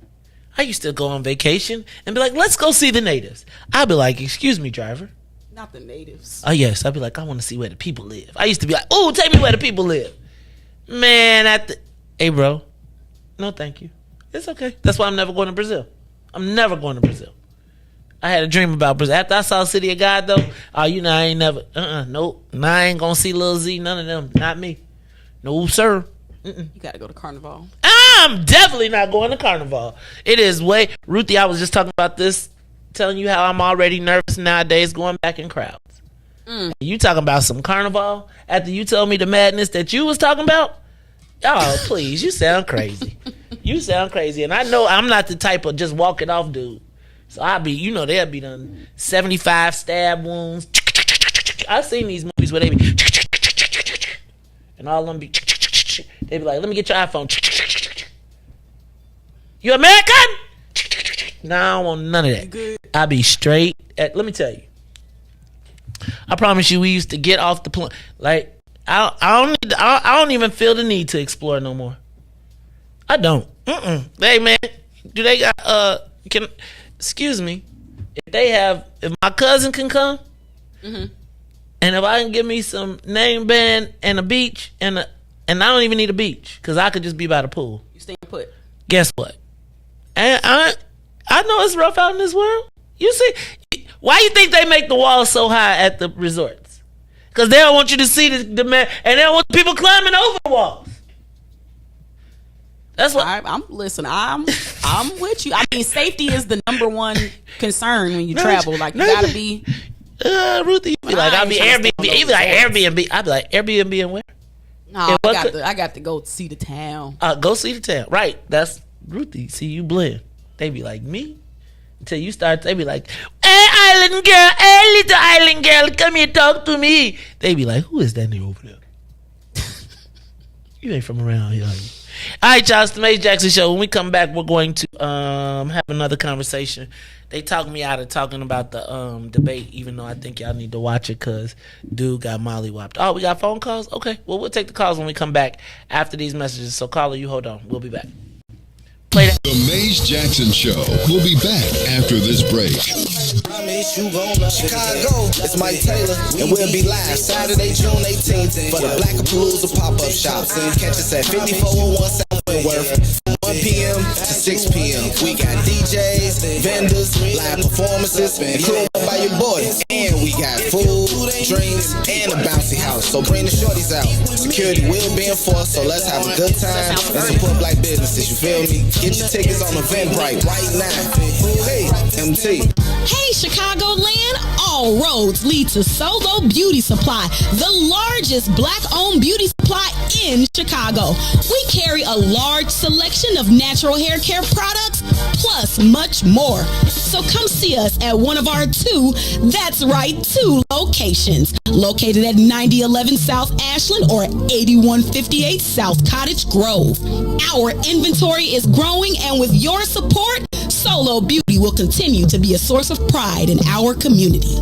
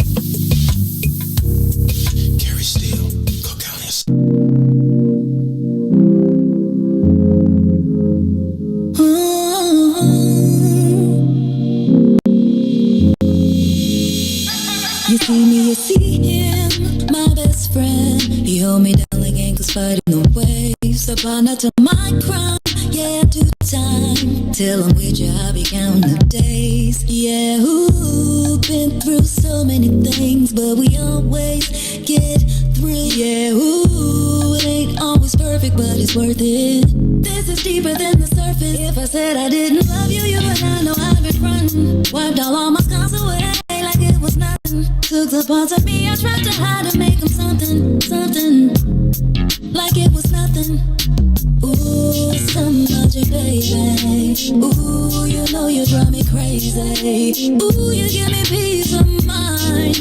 Ooh, let me tell you why. You make it easy. Say, to take it easy. Say, feel so weak. Say, easy to love. Say, to take it easy. Say, feel so weak. Say, easy to love. I never thought that I would give it to you, but now I don't think it's the time. I won't do it. I think it's cause the way you talk to me. Know how to say it without making me feel little.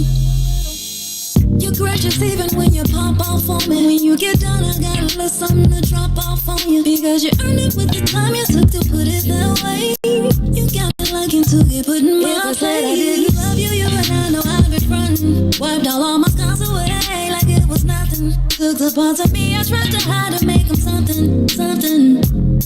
Like it was nothing. Ooh, some magic, baby. Ooh, you know you drive me crazy. Ooh, you give me peace of mind. Ooh, let me tell you why. You make it easy. Say, to take it easy. Say, feel so easy. Say, easy to love. You are listening to the Maze Jackson Show. I'm your host, Maze Jackson. Got my man DJ Riis the Ruler and in the building.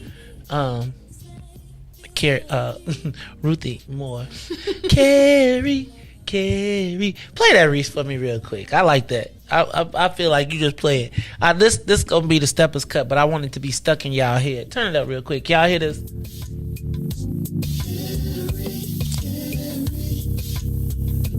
It's a Stepper set, y'all. Doom, doom. That is Ricky Hendon.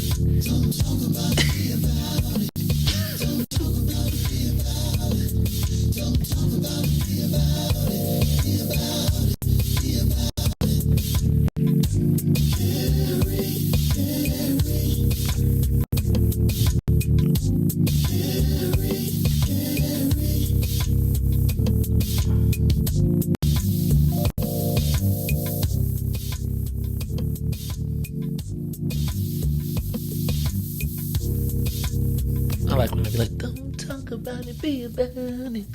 Don't talk about it, be about it. We should do the Don't Talk About It, Be About It challenge. What's that? Don't talk about it. Well, I don't know. What can we do to make it true? Don't y'all. You be like, don't talk about it, be about it. What could be the Don't Talk About It, Be About It challenge? Nah, you gotta like go out. Excuse me, like go out and like do stuff in the community, and then you hashtag Don't Talk About It, Be About It. Oh, like when you go shop at a black business, don't talk about it, be about it. So when you go to Solo Beauty, don't talk about it, be about it. Take a picture of you buying your product. Like, we should do that. That'll be fun. When you hang up a sign, don't talk about it, be about it. You on phone bank, don't talk about it, be about it. Now hold on, people. Don't talk about it, be about it. Don't whoop your kids then be like, don't talk about it, be about it. Cause you know how we do. Don't y'all do it. Don't y'all be running around here talking about it. Don't talk about it, be about it. We didn't say. Well, I stole some from the stove. Riis, okay, I'm getting texted. Could you play the commercial you did, please, sir? So I could be like, I can't always around here trying to have a little fun. Carrie, but can you make sure? Don't talk about it, be about it challenge. I think like Ruthie today, I want to see you 3 talk about it, be about it challenges. What is it? What will we call it? The Don't Talk About It, Be About It challenge. Is that the hashtag? Ooh, that's long. Got that acronym net. Go play the other commercial, Riis. My mom would say, Carrie, don't talk about it, be about it. My name is Carrie K. Still, and as president of the Water Reclamation District, I lead an agency with $1 billion budget, AAA bond rating. We've increased transparency while we've reduced our reliance on tax dollars. Now, my opponent has been all talk and broken promises. The Sun-Times said Kagi's office is riddled with mismanagement, hurting our seniors, our veterans, and our property tax bills are going to be late again. Look, we all knew 4 years ago that the Cook County property tax system was broken and needed to be reformed. And unfortunately, it still does. That's why I'm asking for your vote June 28th, punch number 112. Because I won't spend the next 4 years talking about it. I'll be about it. Vote for me, Carrie K. Still, as your next Democratic Cook County Assessor. This message has been paid for by friends of Carrie Still. I like when it be like, this has been paid for. Remember, Carrie Still. Don't talk about it, be about it. I got it. Just bout it. Remember that? She New Orleans, got the Master P connection. Bout it. Bout it. We bout it. We bout it. I used to, that's the only part I used to say. Yeah, we bout it. We bout it. Bout it. Bout it. Don't talk about it, be about it. Carrie. You think it's going to be a stepper set? I'm telling you, if you play that at the party, the stepper's going to be like, doom, doom, doom, doom. Got that. The steppers be doom, doom, doom, doom. Amen. Don't talk about it, be about it. I like that. That was kind of catchy. I want it to be. Very catchy. Right? It's like you want people to be stuck in their heads. Oh. Carrie. Oh, please. Don't talk about it, be about it. You know what we need? And then we need Tyrone. Then we need Tyrone Tate to do his own remix with the Wiftable. What's in it for the black people? Don't talk about it, be about it. If Riis was a bad DJ, he'd have had that as a mix. Oh. The Don't Talk About It. What's in it for the black people? Don't talk about it, be about it remix. And then you take the Jesse White saying, don't talk about it, be about it. Like, and then we just start throwing everybody's don't talk about it, be about it. Hey, this is Ruthie Moore, and don't talk about it, be about it. Vote for Carrie, right? That was good. Don't Then talk you about it, be about don't it. talk about it. Reese just be putting everybody, hi, this is blah, blah, blah. Don't talk about it, be about it. Hi, this is such and such. Don't talk about it, be about it. I'm just really not feeling saying the whole full word about. Just has to be about. So don't talk about it. Don't talk about it, be about it. No, you tried to make that work. It didn't work. Didn't work. Don't talk about it, be about it. Don't talk about it. You got to be smooth. So you going with the smooth jazz. Don't talk about it, be about it. Yeah, it's rough and rugged, Maze. Rough and rugged. Rough. Right. That's what I'm talking about, Reed. See? That's the new music bit. Don't talk about it, be about it. All right, y'all. It's the Maze Jackson Show. I'm your host, Maze Jackson. Got my girl, Ruthie Moore. Hey, Ruthie. Did you? Okay, so I need to point this out. Because I was, so you know that they tried to Negroize. I'm using the polite word because my beautiful and lovely wife was in the commercial. Have you seen the Ops new commercial? The Ops has a commercial out in which he is denigrating me. Remember I told you that it was going to be a point when he was going to get desperate and try and turn into me. Can I tell you what is the most offensive thing about the commercial to me? And I'm going to put the picture up. So, you know I tell you about how they be Negroizing black people? So, it's like he's attempting to get black votes. And then he used a picture of my wife and I at the Urban League Gala. Like, I'm gonna feel a certain way if he be at the Urban League Gala, he be at any Juneteenth celebrations. Like, dog, you really took a night of black magic. Now, I understand everything is fair game, but I do want y'all to understand that, like, when he come to your neighborhood, he took the picture of us at the Chicago Urban League Gala, blackened it up. Ain't the Urban League where they do the state of black affairs of black America? And they talk about how terrible it is for us. And then here comes They darkened it up, though? Oh, did they darken it up? Oh, you know they got to put the shade on it. Is that the darkened one up there? No, that's the original. No, I'm just. Are you trying to make fun of me? No. They didn't have a flash, Ruthie. They took they added 2 shades to that. Right? And it was like, they are going to get rich. You know what? I'm mad I wore my pinky ring. See, Ruthie, I had my pinky ring on. Rest in peace to my tailor, who encouraged me to wear the jacket. It's kind of a, like, does anybody, like, okay, so Ruthie, I understand the game. So I understand you use everything that you got. But I do find it really crazy that this dude is trying to get black votes.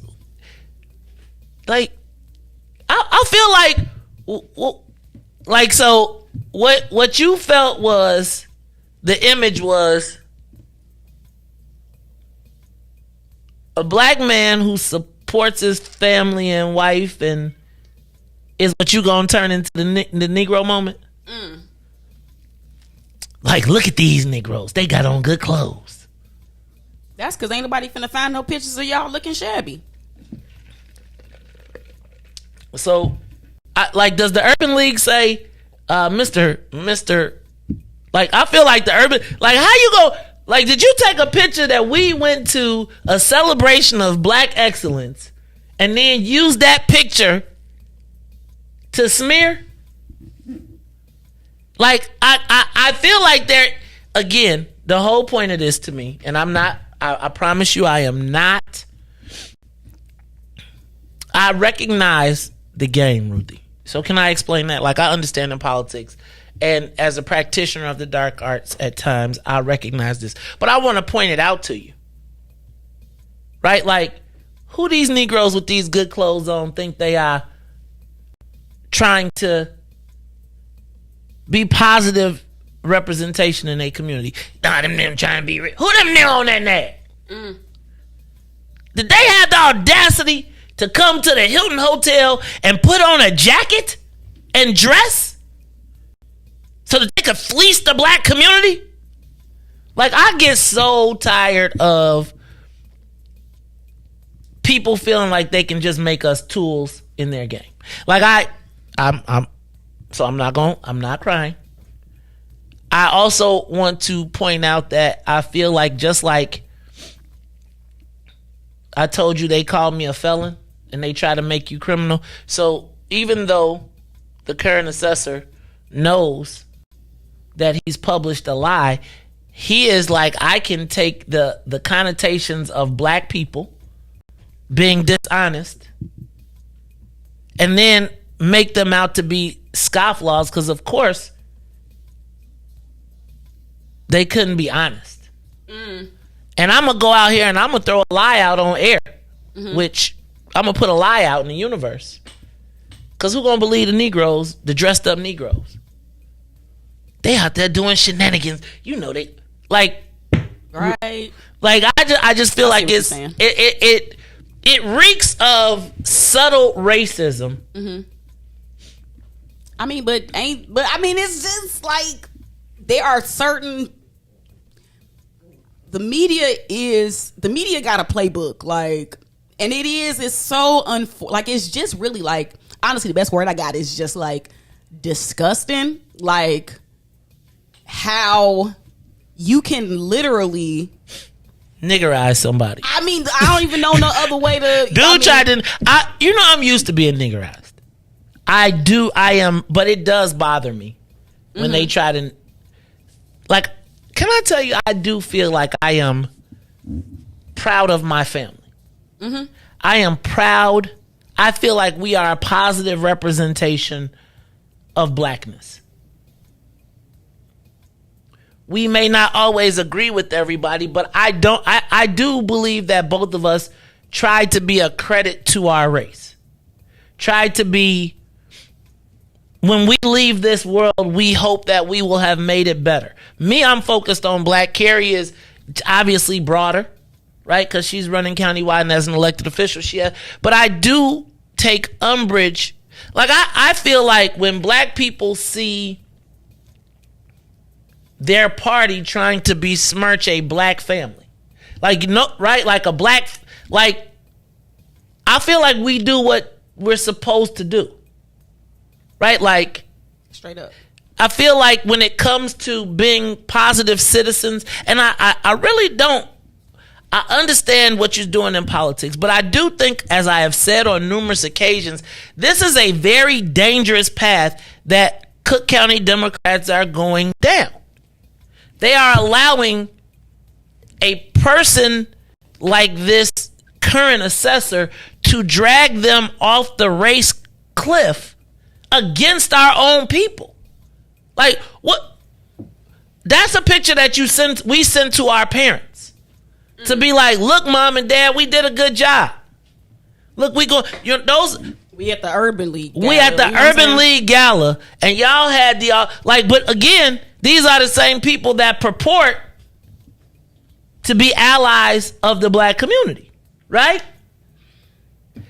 Until it doesn't suit their needs. And then for all of that, like, when I be seeing these people at the Juneteenth celebrations, and they be like, I feel like they be doing the stuff so that they can come around and say, oh, no, don't think of me like that. So you celebrating Juneteenth, but your answer to malfeasance and mismanagement is to niggerize the black people. That's what your answer is. But because you took a picture, because you can hug up with some people at a Juneteenth celebration, pay attention to how many people that are participating will be extra Juneteenth-ish. Right? Yeah. Right, like they'll be, you're gonna see them extra black, because after this, right? And I want the black, like, these are the same people that you're gonna be sitting next to, that I want you to understand, black elected officials, that at the moment when you're no longer effective, or when they feel like they can turn you into a victim, they will niggerize you too. So right now, pay attention, because let me tell you, all the people that are participating in this niggerization, those people are doubling down on their black relationships. Pay attention to their social media. Pay attention to who they're going to be taking pictures with, so that they don't wake up the next day and I say, oh, remember the last time I called somebody out there and everybody was, and then I became the bully, because what happens? The bully black man, who we spend some time colorizing, is now on. A black man cannot win in this argument. No, we talked about that before. So what I got to do is go find me some black men who ain't gonna say, like my thing is, y'all can't let people be like, it's all good. Like, we see you. Like, nobody gets to play black people and then come in the room and I'll be like, oh. I'll be like, dog, what was you doing with that? But when you're quiet, and again, you gotta be clear. Like, I want to be clear to like people who are running for mayor right now. Understand that when you are the ops, these same people are going to be coming against you, and they are going to niggerize you. And then what they gonna do? Who they gonna call? Well, no, then they're gonna rotate to another set of black friends that they'll take pictures with while they're stabbing other black people in the back. Ooh. See, pay attention. Now, to be able to niggerize black people, you gotta have some other black people that will vouch for you. No, only black people can green light the niggerization of another black person. That's why. Okay. Well, like, guess what? Straight up, like but that's why the ally says, and I'm with the president. That's a tool. It's all you. Somebody that look like you is generally gonna be the one that take you out. Because we don't generally let other people get that dang on close to us. Right. So I want you to be clear. Like to me. Urban League Gala. Everybody black got their guard down. Right? And then the ops come into our space, taking pictures to use as weapons. So now, the biggest black gala of the year, right? Where we all come together and we all sing, dance, play, what was sing, dance, rap, and play ball. But imagine you at the Urban League Gala and that is being weaponized against you, and it's being weaponized by black. Like, so they blurred it. I brought you the original picture so you could understand. They blurred the Urban League out, but understand that in our own space, they came into our space, used the pictures. Now, those pictures could have come from our Facebook, but there's not a respect for our institution. Now, they'll be sitting at the Urban League, and watch this year, they're going to all come to the Urban League Gala. As the guest of my friend, my colleague, my whatever. But do you say to your colleague, fam, this what y'all doing? What's the matter? Uh-oh. I must have preached somebody. Anyway. No. Maybe you are not crazy. I think the challenge though, this is the challenge, is that your analysis of this and your analysis of these types of like plays is like your specialty. And so this is so personal. Like, I'm having a hard time separating like the personal from the politics. Like, and politics seems to get so personal. Like, and it creates blurred lines where it's like nothing is sacred. Nothing. And here's my thing. And then they find validators to greenlight it. Because there's always going to be a black person that is looking for a come up. Because remember, they don't let us come up by ourselves. You always need a white person to help you come up. So for me, all I would ask is that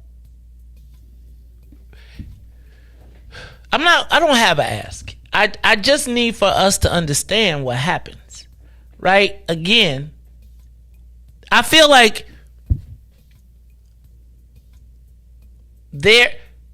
can I tell you that with all of the things that are in the universe, Riis and Ruthie,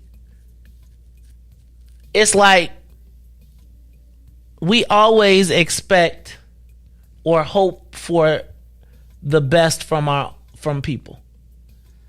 And we continue to see that there is no limit to which they won't go. Right? And again, it's kind of crazy because I was just thinking about this. Ruthie, if you pay attention most of the times, and I gotta acknowledge that I'm a public figure and I probably did say some things, but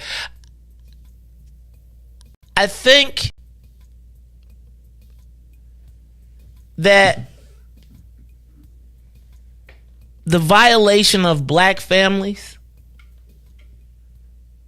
is okay. Like, I was just thinking about, like, when the opposition talks about me being a lobbyist, then he never mentions all of the supporters that he has whose spouses are lobbyists.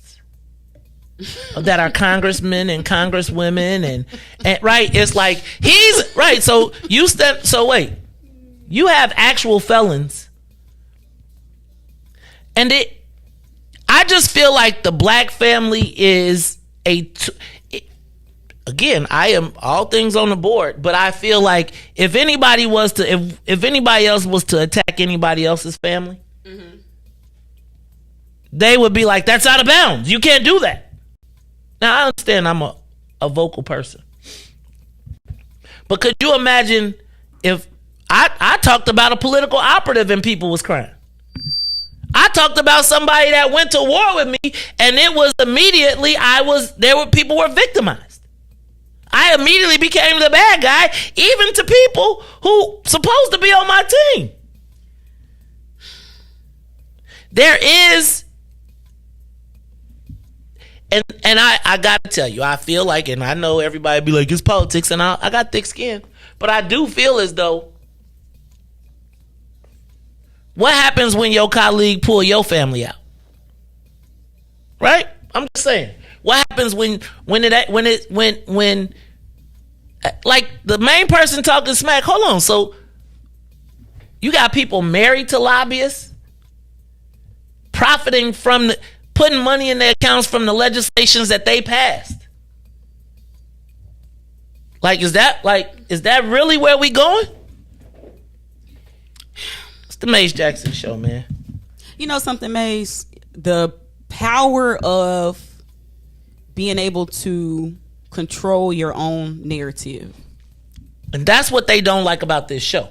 That's what I'm finna get at. And I'm finna say that is what makes you so powerful and influential.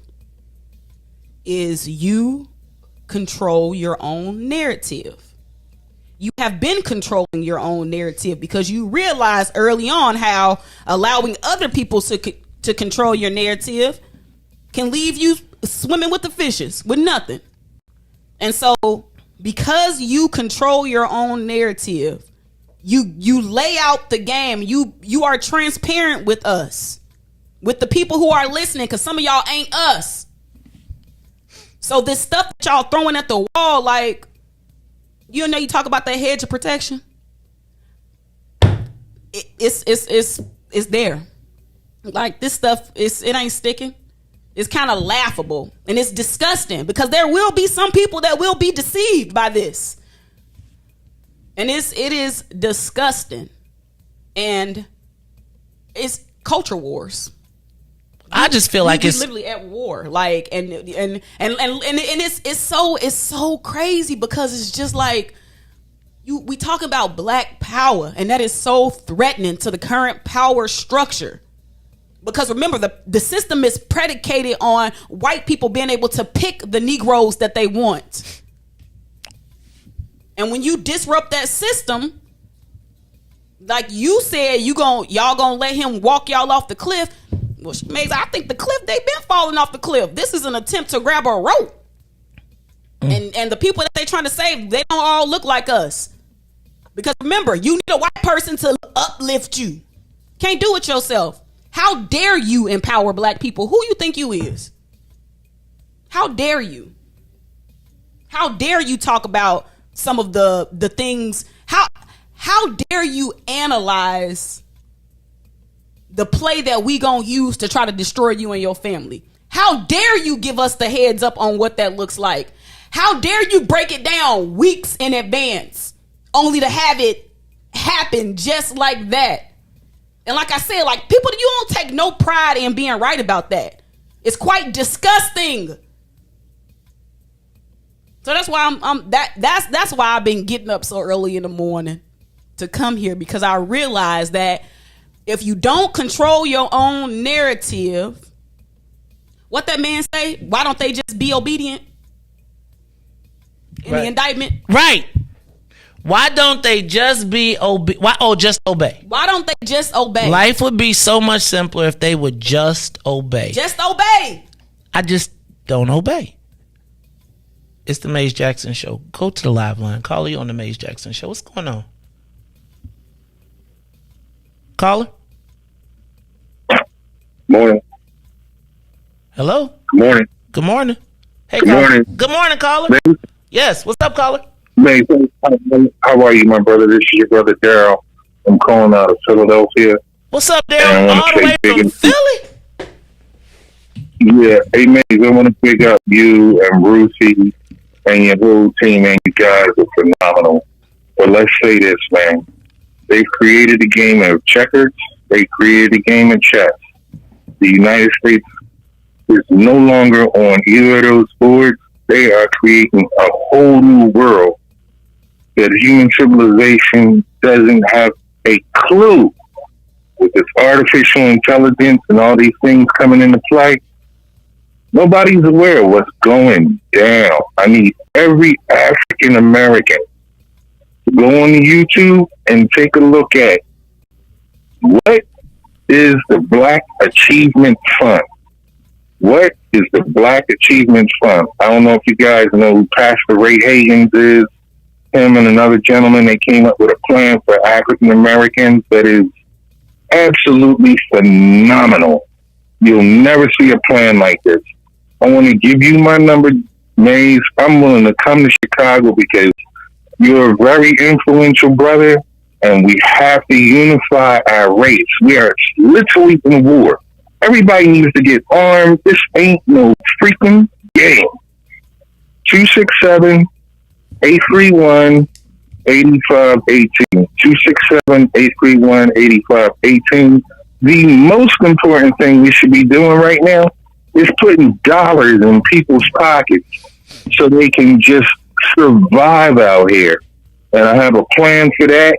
We've got to put an army of strong Africans together. I'm going to say no more. You got my number. Please call me. I'm coming. I'm a tractor trailer driver. I'm coming to Chicago as soon as you tell me, let's sit down, Daryl. I got a plan, man. Like, look, this is not a game out here. Love and peace to the whole family out there. Thank you, fam. I appreciate you. Philly. I'm going to tell you, this message is spreading across the country. I think it's various pop-ups happening all around the country where people are starting to understand their reality and trying to make something happen. Look, y'all, we're going to talk about it some more when we come back. This is the Maze Jackson Show. I'm your host, Maze Jackson. Ruthie Moore. We'll be back after these messages.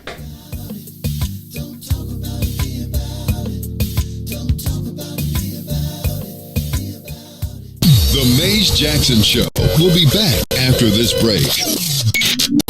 WIIFTBPM. WIIFTBP. Media's just for you and me. WIIFTBP.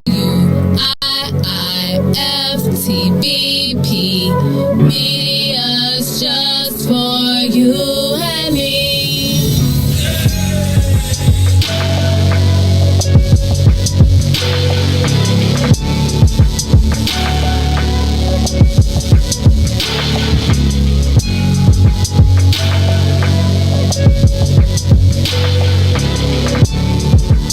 Maze Jackson.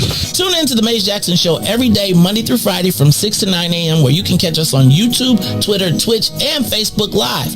Plus, from 6:30 to 8, you can get us on WBGX 1570 AM. That's right, it's the Maze Jackson Show, where every single day we ask the question, what's in it for the black people? And if you don't like it, you can still tell them, Maze said. We out of here. Peace. Broken screen? Crash system? Are you in need of spyware or virus removal from your computer? Well, contact RPC Computer Repair in South Shore and let us help you with all your computer repair services and print needs. Need office or print production services, copies, scans, fax, or even notary service? Then stop by and support RPC Computer Repair and Print Shop located 1741 East 71st Street in the 71st Street corridor, newly revitalized South Shore areas, and let RPC be your one-stop shop, where we believe RPC is your PC. RPC Computer Repair is also a UPS access point where you can drop off and pick up your important packages. So let RPC be of service to you. Call RPC Computer Monday through Saturday, 8 a.m. through 6 p.m. at 773-966-4457. That's 773-966-4457. Visit RPC at rpccomputeringinc.com for more information. Yeah, Ruthie Mo, Riis the ruler, Maze Jackson. This is the reparations interlude. We not asking, we demanding. So go on, make my payments high. Tell the government to cut them reparations, make them high. Not no SBA loans, just run the bread, make it high. Tell the government to cut them reparations, make them high. Look, and check it out. First drug lord was President Nixon. Oval Office was the trap house where he was tipping back. Got the drugs from Nicaragua and gave us crack. Declared war on blacks. Man, tell him to cut the check and tried to make it seem like a revolution. CIA was the corner boys for distribution. We could tear this country in half for retribution. But I'd rather get some restitution, so tell him to cut the check. John Singleton, man, he already told y'all.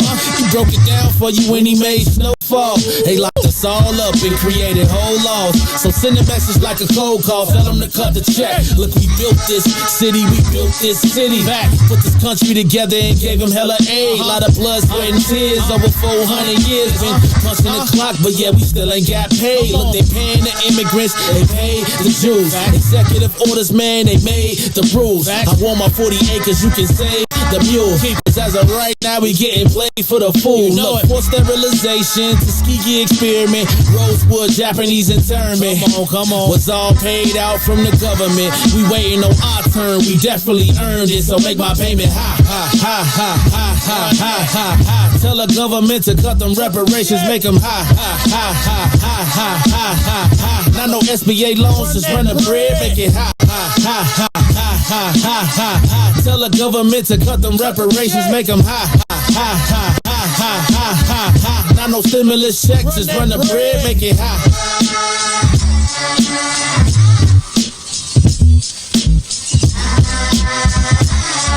Yeah, Ruthie Mo, Riis the ruler, Maze Jackson. This is the reparations interlude. We not asking, we demanding.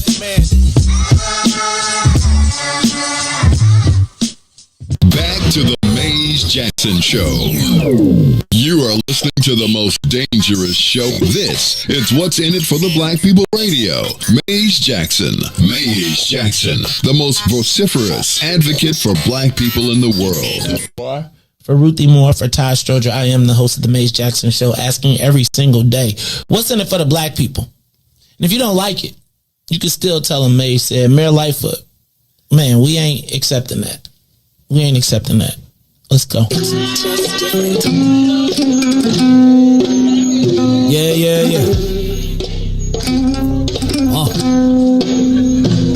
get down to business and go ahead and address the facts, man. Lightfoot seems more lesbian than black. Rahm Emanuel's another case, he was just as tired. 50 closed schools left much to be desired. Police had Anjanette naked on that body cam. They suppressed the footage so it couldn't touch a lot of hands. Reminds me of that 16 shots in that cover-up. Both of them similar, so I went and dug it up. George Floyd killed, a lot of riots happened in the town. Southside burned and they wouldn't let them bridges down. Grandmother sick, need a prescription and plus a couple groceries. You gon' have to travel just to get it now. COVID-19 out here shutting all the business down. Not enough SBA loans to even give around. So many failed businesses that you could put them in the pile. If you don't survive the pandemic, it's gon' sit you down. We sing, dance, play ball, entertain, and crack jokes. Government infested black neighborhoods with crack smoke. System that milked us so bad we got lactose. Still trying to find out what's in it for us black folks. We sing, dance, play ball, entertain, and crack jokes. Government infested black neighborhoods with crack smoke. System that milked us so bad we got lactose.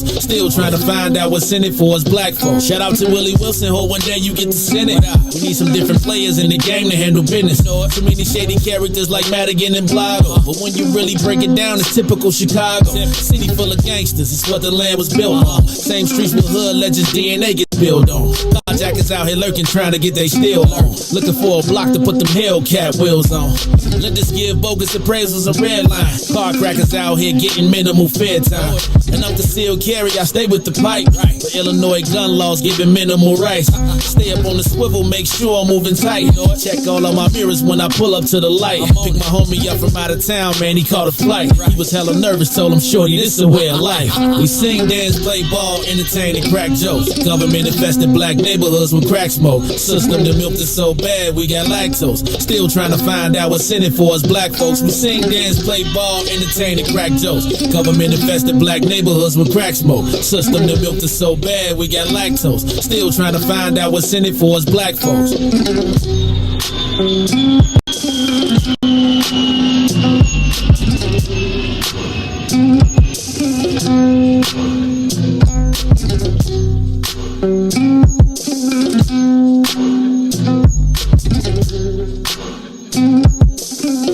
Wake up, Chicago!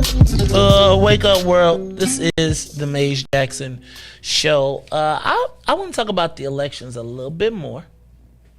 Then we're going to talk about how do you determine BS. And then we're going to talk about the Cook County flag. Ruthie, do you know what vexillology is? Spell it.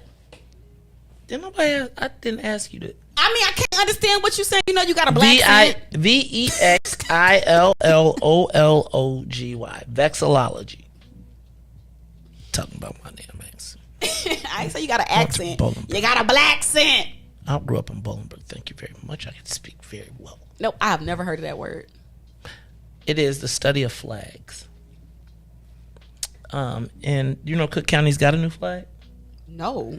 Yep, Cook County got a new flag. It's pretty cool actually, but it feels kind of Confederate-y to me. And you know, as a maniac Latin disciple, Riis likes the 6-point stars on there. However, there are also they don't have any 5-point stars. And I thought the 6-point star was the Chicago flag. But apparently they've changed things up. I said it should have been a split. Right? It should have been 3 and 3. Then everybody could have been represented, but now Riis is feeling all swaggy. Him and his MLDs, they run around here. They about to get flag hats and everything. Meanwhile, brothers around here like straight up, we built this city. All them bricks. We built the pyramids around here. Riis and his boys running around here like, we got the 6-point stars on the county flag. They gonna be rocking them flags in the county. Brothers gonna be mad. It's gonna be crazy.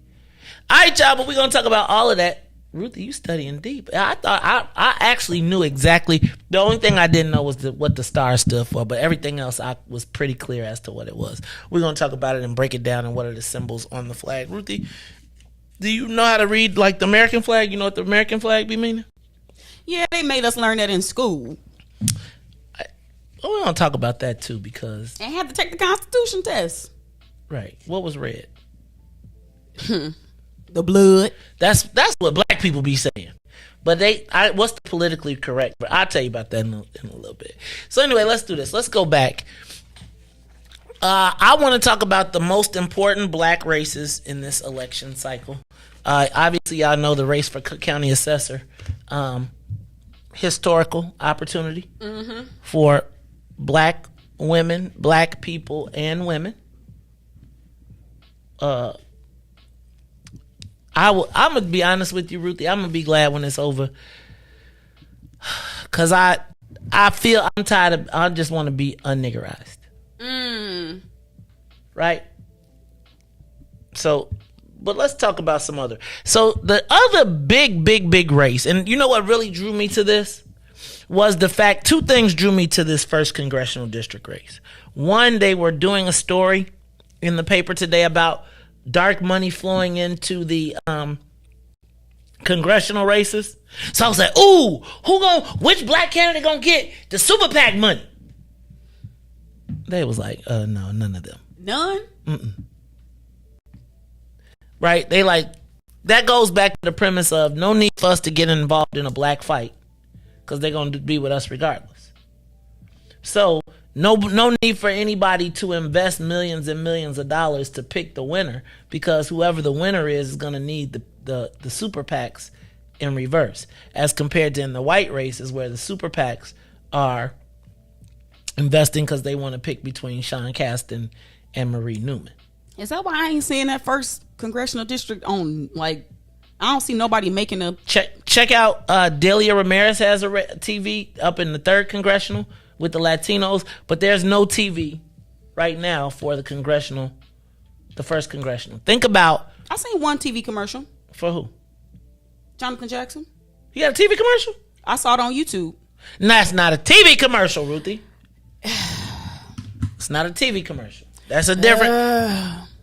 I feel you. I don't know if I necessarily... I'm with you. But I saw it. Don't talk about it. Be about it. Now, I saw that one a few times. You didn't see it on YouTube. You might have. I did. Not like live, but I sought it out to see it. No. I mean, like, but you wasn't just sitting there like, don't talk about it, be about it. And let me just say, that is one commercial I will not push the skip button on. There you I'm go. gonna sit there and watch it. I feel like we watch it every time it come on. Have you seen the new one? You haven't seen her new one? I'm pretty sure I have. You know, I try to keep up with what's going on. Okay. Well, there's a new one out there too. But Ruthie, so first congressional district. First of all, I think with all of the history, okay, I'm going to say this as respectfully as I can. If you're in Congress for 24 years, your candidate should have $10 million. At least 2.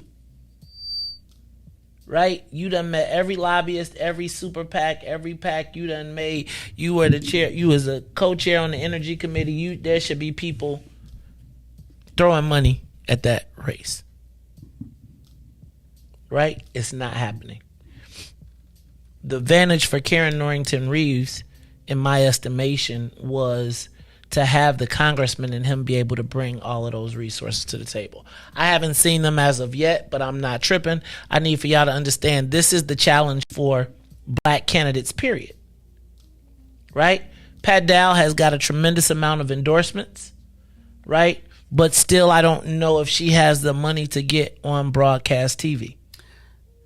Her strategy has been internet ads. She's been all over the place. Like internet ads on the ground. She's mailing. She's doing all of the peripheral tools. Jonathan Jackson has Bernie Sanders coming into town on Thursday to endorse him. And he's gotten the endorsement of Chuy Garcia, who, by the way, joined in on the attack of the president.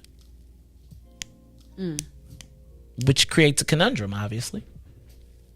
Right? So how did they be telling you the enemy of my enemy is my friend? Right? So some kind of way you got to be like, hey, yo, Chuy, you got to stay about that. Like you gon', right? These are the conundrums that happen in politics.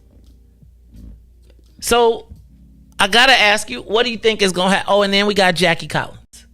So I think that this race has come down to Jackie Collins, Jonathan Jackson, and Pat Dow.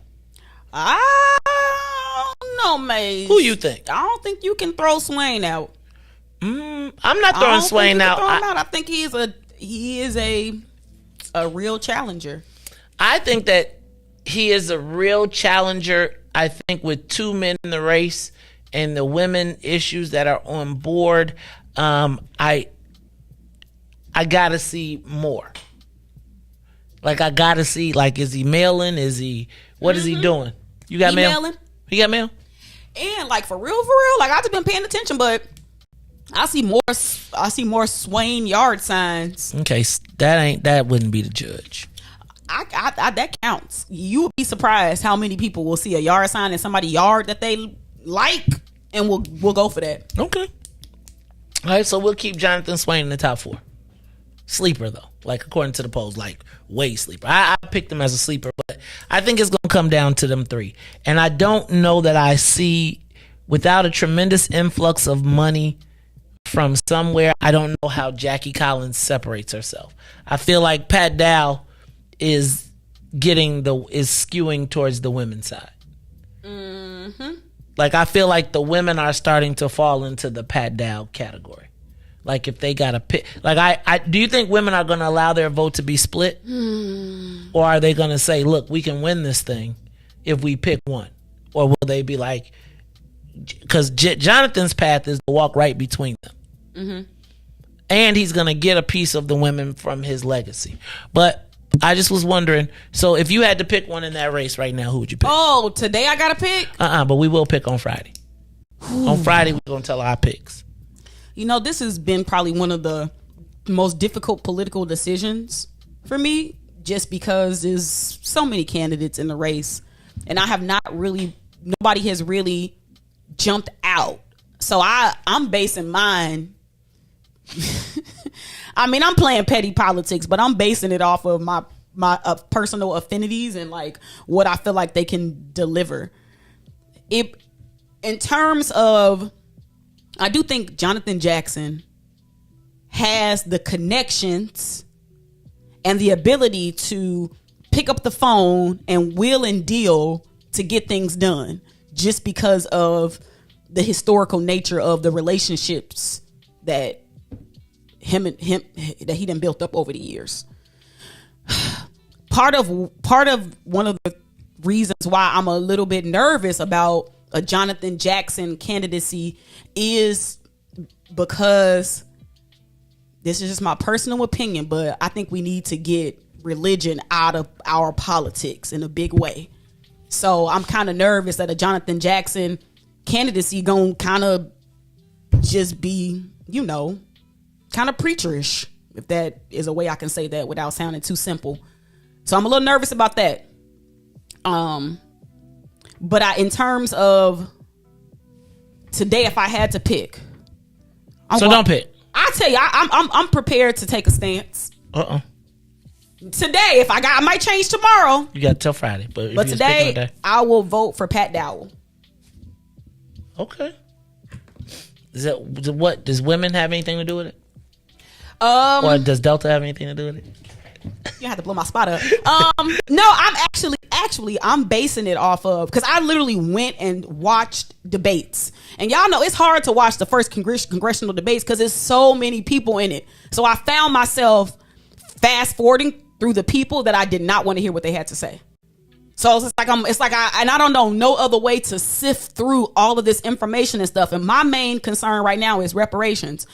So which candidate is talking about the reparations I want to hear? Now it's a few that I just know if I vote for, they ain't got, and I would just be voting for them for the rhetoric, because I like good black power rhetoric. But wait, are you voting now? Practically not.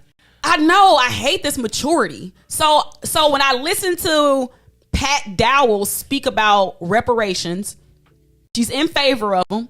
She didn't go so hard, whereas it would like make the other Congress people be like, oh, she coming in here with this too black power agenda. So I feel like she's safe, but she actually has a tangible plan in terms of how we can get reparations moving forward. I don't think she talked about reparations. I literally watched. I had to watch a few debates, and I was specifically looking for them talking about reparations. And I don't know if she really in favor of, just cut my check, Pat Dow. I think it's more so like, okay, let's figure out a way to roll this out. And I do appreciate her campaign is run on, I got the experience. And when I looked at the field, I said, you know what? She right. To me, Jackie Collins already, you could have been to made some moves and impacted some policies and stuff that if you was going to do something, you would have did it. Now, I do appreciate Jackie Collins's, like gun legislation, blah, blah, not blah, blah, blah. But that she kind of got pushed up. But my thing is, maybe stay where you at, keep doing what you're doing where you at.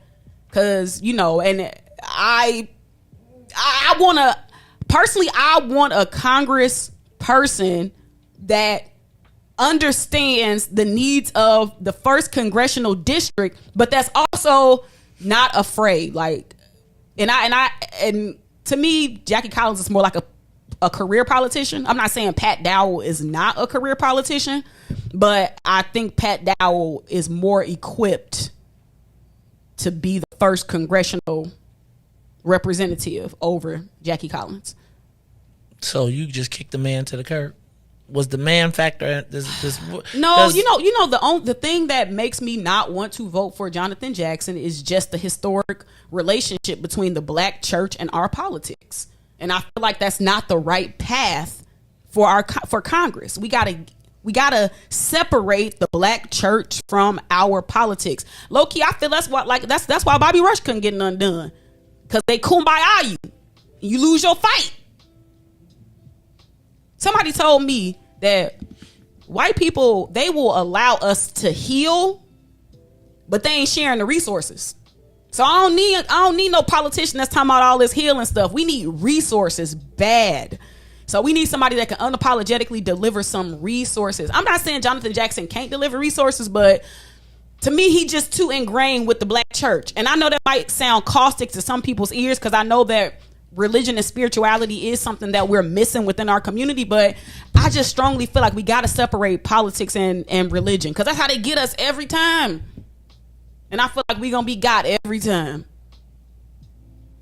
All right, Ruthie. I know that was a lot, but this 1st congressional, it's weighing heavy on my heart because I really just don't know.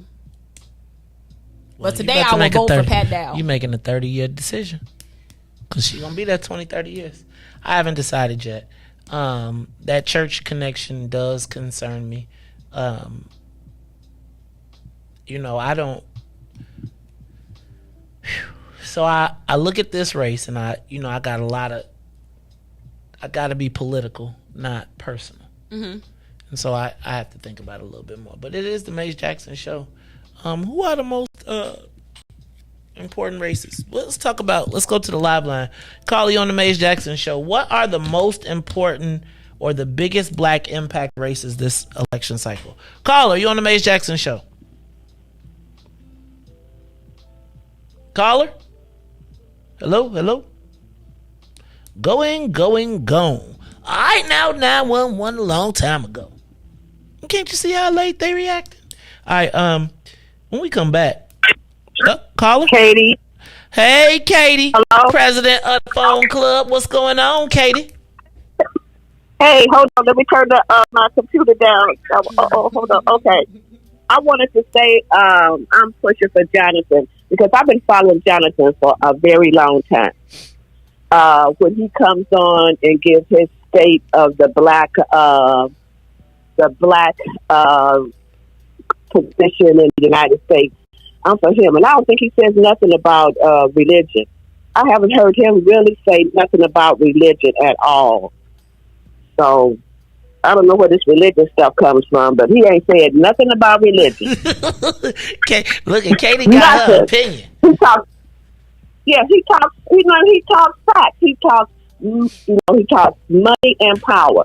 And I've been following him for a long time. I think he has the ability we need someone in the Congress that could push the other Congress people for the black agenda, and he might be able to do that.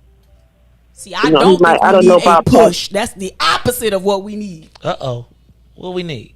Not push. I think we need someone that could sway the other do nothing black congressional people to do something, because they ain't did crap in a long time. So in my humble opinion, Jonathan Jackson has had a position of power for a very long time. And so, not a political power. He has not had a political position. Yes, I would argue that he has. So, Ruthie, what you say? I'm just saying that I would argue that he has had a very politically influential position. And look at the outcomes. I feel strongly that that's how they get us. They take our religion. They take our religion and politics and they mix it together. And we always got to take our stuff through the black church. I'm a spiritual person. I don't think he said anything about the black church. It ain't about what he says. I am not. I'm a spiritual person, but I'm not a dumb a religious person at all. So I haven't. When I hear him talk, I don't hear religion at all. Mm-hmm. I know, but that's just my opinion. That's just my opinion. That's so funny. This is funny. May the best person win. I heard that. Thank you, Katie. That's Katie Lindsay. She's the president of the Phone Club. Also, chairing of the co-chair of the Southwest chapter of BP1. That is funny. She called up here like, "You gonna tell?" James Matthews like, "Y'all wow." He's like, "What's the Pat Dow? What's the Pat Dow piece?" This is funny because this. I feel like there's this historical. We spend a lot of time on Pat Dow for years. This is really interesting, man. This is gonna be an interesting conversation. Do what you gotta do. You better call. You better look. I'm gonna tell y'all what. Y'all got 2 weeks. Y'all better. If I was y'all, I told y'all it was open 8:00. Let me tell you what. But hold on, Maze. Because am I tripping about the whole like politically religious piece? Like that's a huge thing. I would be honest with you and say that I don't necessarily see Jonathan as religious. I don't see him through the black church eyes. I think his dad is. I often think like I can imagine what it is to have a dad like Jesse Jackson. And so it's a good and a bad. It cuts both ways and you're going to have to wear it. I don't know that Jonathan is a church dude though. I've never really seen him as a church guy. I think a church guy. It's the system. Oh, so the but system. he a Bernie bro. You already know how I feel about Bernie. I thought that was your man's. I like Bernie. The only thing I don't like is that Bernie does not support reparations for black people. Ruthie got an issue. So wait. So did we hear Pat Dow say she supports reparations? Yes. I'm trying to tell you. Jonathan Jackson probably support reparations too. He do. I think you just trying to because you're so woman. No, I really am not basing this off of the whole woman thing. I'm basing this off of the black church has been the most influential thing in black politics since they started using the black church in that way. So why would we go with that same model? Why would we even entertain that? Can I tell you what? This is why we gotta have this though. We gotta have these conversations, right? Because there's a lot of difficult conversations that are mixed up in this, and this is gonna be a big one. I really would love to talk to Jonathan Jackson and Pat Dow in the same space, and we could bring all four of them. But so my thing is, I'd like to. Man, don't tell me. Call in. Like everybody want me to tell their story through the. No, you wanted to speak up. Speak up for your mans and them. It's like I always got to wear everybody jacket. Then everybody be denying me. They be like, "Stay strong, bro. Thank you." Now I must say though, Jonathan Jackson did put me in an ad. Mm-hmm. I ain't got no problem with the man. Ruthie said she's undecided. Jonathan Jackson, like no problem at all. Hey man, I feel like y'all got 2 weeks to convince her. But I'm just, come on, oh goodness, I don't know. I honestly do not know. Like I'm really torn. This is why I feel like we needed Pat Dow to come in here and talk to us. Like, I know that the whole thing is like, you know, we've had a long time, but I'd love to just talk to, like, I wanted to talk to everybody. And by the way, for the candidates from now until election day, 8 o'clock hour, you can come on in. Come on, Come TNT. on in. You got something to talk about. Come on in. TNT. Jonathan has a place where people come once a week. There's a church, a radio broadcast, and weekly speakers. Sounds like churchish. Oh, that's us too. I got people every week. They don't have a choir. It's the model. To me, it's a flawed model, and it's not in the best interest of black people politically. Ooh, we just see the historical outcomes. I love the Lord too, y'all. I'm all he for heard it. my cry. I'm all for it. Like, I love the Lord too.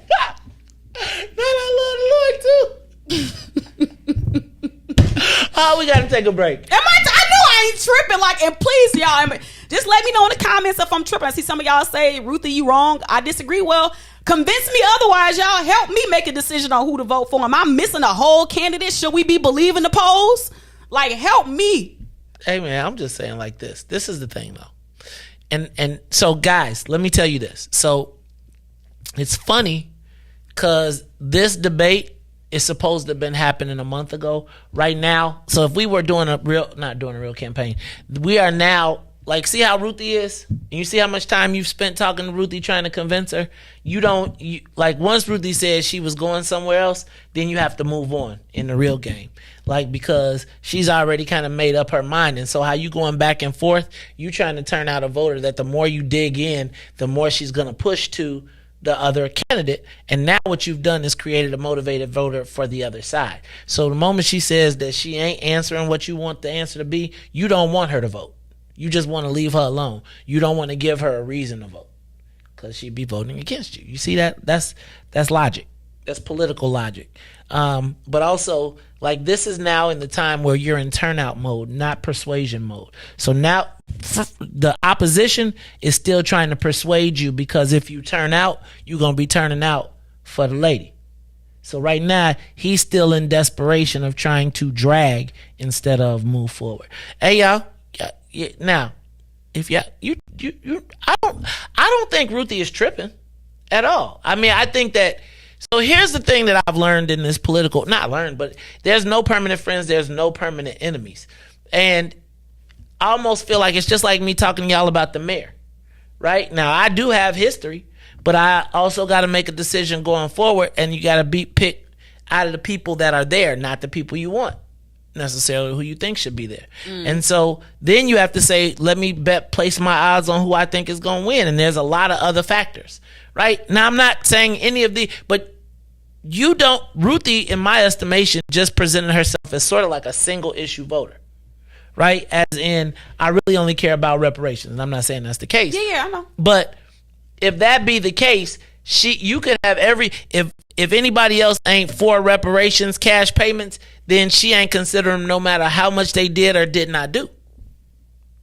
That's called a single issue voter. So you need to understand that, and you need to understand the placement of your time, energy, and resources, which are all things that I try to teach you on a daily basis when we do our class. That's why you got to come to BP1 on Saturdays, because, hey, y'all, we got 2 Saturdays left. Ooh. This Saturday, next Saturday. Have you done everything you can?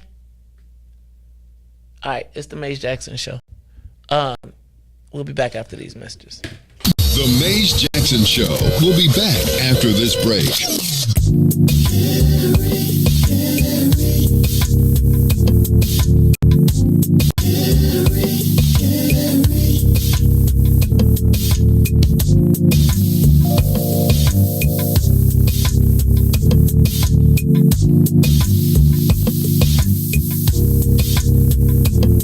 Don't talk about it, be about it.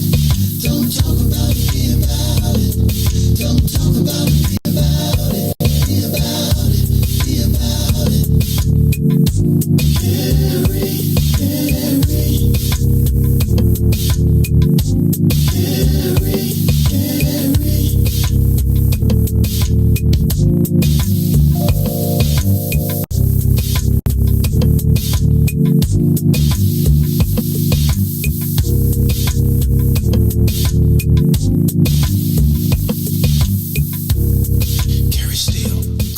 Yes. My mom would say, Carrie, don't talk about it, be about it.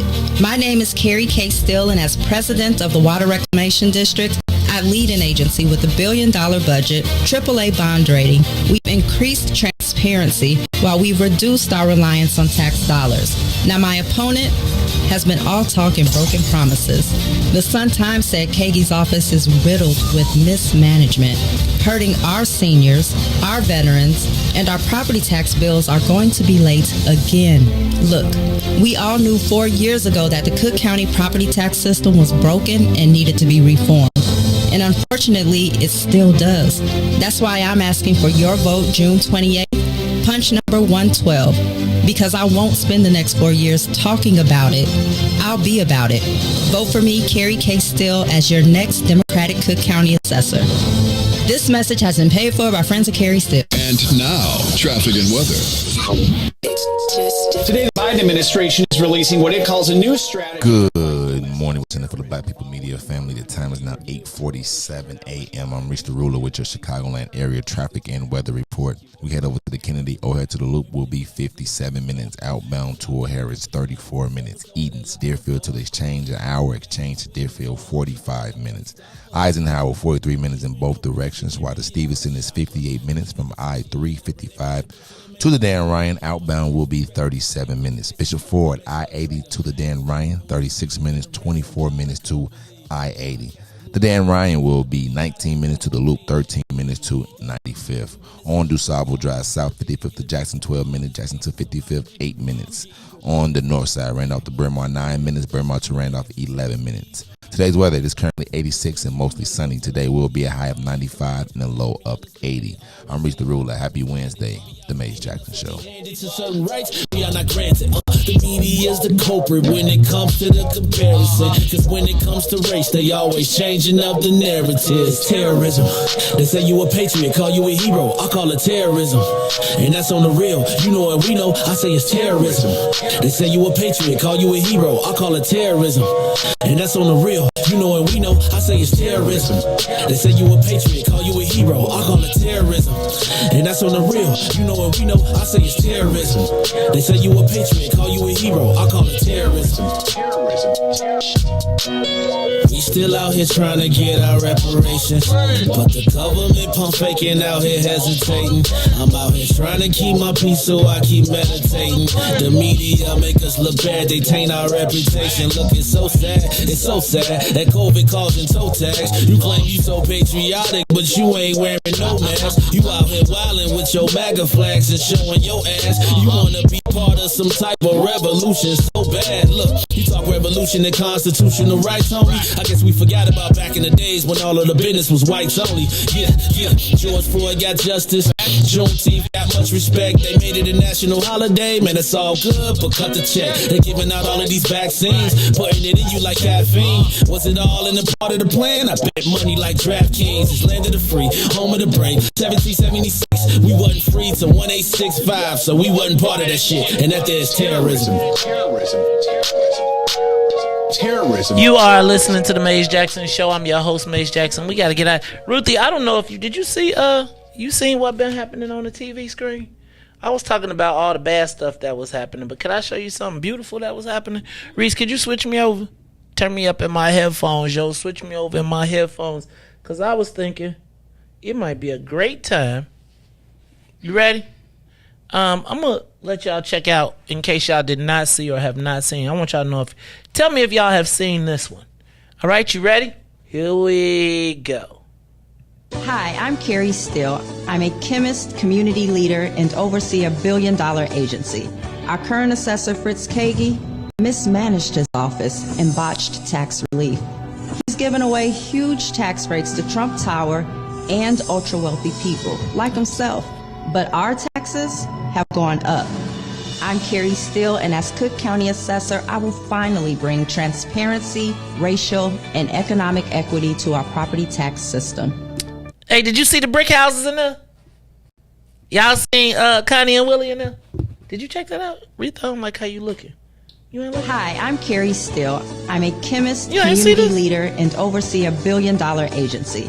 Our current assessor, Fritz Kagi, mismanaged his office and botched tax relief. He's given away huge tax breaks to Trump Tower and ultra-wealthy people like himself. But our taxes have gone up. I'm Carrie Steele, and as Cook County Assessor, I will finally bring transparency, racial, and economic equity to our property tax system. Shout out to Willie and Connie. Ruthie, you think that dignity, class, respect? I be like, damn. Uh-oh. So my question is, that's the most important race to me. But I think there's a lot more races. You know what another race we need to be watching? Have y'all seen that commercial? Have you seen it yet on TV? You ain't seen it on TV, Reese? Ruthie, you ain't seen it on TV neither? I don't even be watching it like that, TV. Oh, but y'all could go see the black family being destroyed TV commercial. I see how y'all do. Black people, black people call you, say, hey man, I seen you on TV. I seen your commercial, man. You know how people be seeing you on TV, but it'd be like they trying to see if you happy or sad. You know how people hit you up and be like, hey, I saw that. Mm-hmm. You be like, did you call dude and be like, hey man, that's not my boy. Sometimes I feel like, wait, what happened? Okay. So, you know what is another race we got to pay attention to, Ruthie? Which one? The MWRD race. So did you know that there is, first of all, Yamika Brown is running as the only black candidate in the 3-year slot, in the 6-year term. And then there is Shakina Perry, who is not slated, and she is running against Dan Pogo. They call him Polish Dan. And she's running against Polish Dan. And I'm telling you that before anybody calls me, he calls himself Polish Dan. Okay. His name is Dan Pogogarski, and he literally says, my name is Polish Dan. I didn't make it up. The challenge for Yumika is she's black, but she's having a challenge getting black support because the party says that they're with the Polish guy. So it's kind of crazy. So she can't raise, remember, like we were just talking about, like the black women that are running in this race, she can't raise any money to get her message out, but she's also an appointed commissioner. Now here's the crazy part. J.B. Pritzker appointed her. You would think he would support her, right? I'm watching him give thousands of dollars to other candidates. I would think that he would support a black woman, right? You appointed her to the position, so she is out there with no resources trying to make it happen, and she is a young person like you. Like, I'm gonna be honest with you. At first, when I found out, I'd be sort of like, I'd be funny with people. But after talking to her and seeing how she, like she actually is a young person who is in the business of public service. And the sad part is that she won't get support because she doesn't have the economics. And then when you're black and you don't have the economics, you got to work. You have to rely on the blackness. But then think about having a senior black person in a spot like Toni Preckwinkle, and she's actually working against the black women. Think about the gravity of think about the 2 young black women that are running, that are trying to do their thing. And instead of Madam President being nurturing and bringing them up, she's trying to kill them in the grave, kill them in the cradle. So at 70, you 70 plus, you spending more time trying to take out black women, even as you about to exit. Right? So you gonna kill our black women future, even as this is your last go round. That's like the crabs in the barrel mentality, which is why we gotta get a change. Like, think about the fact that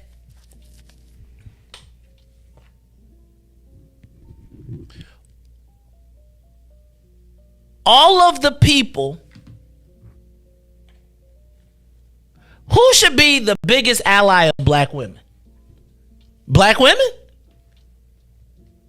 Black men.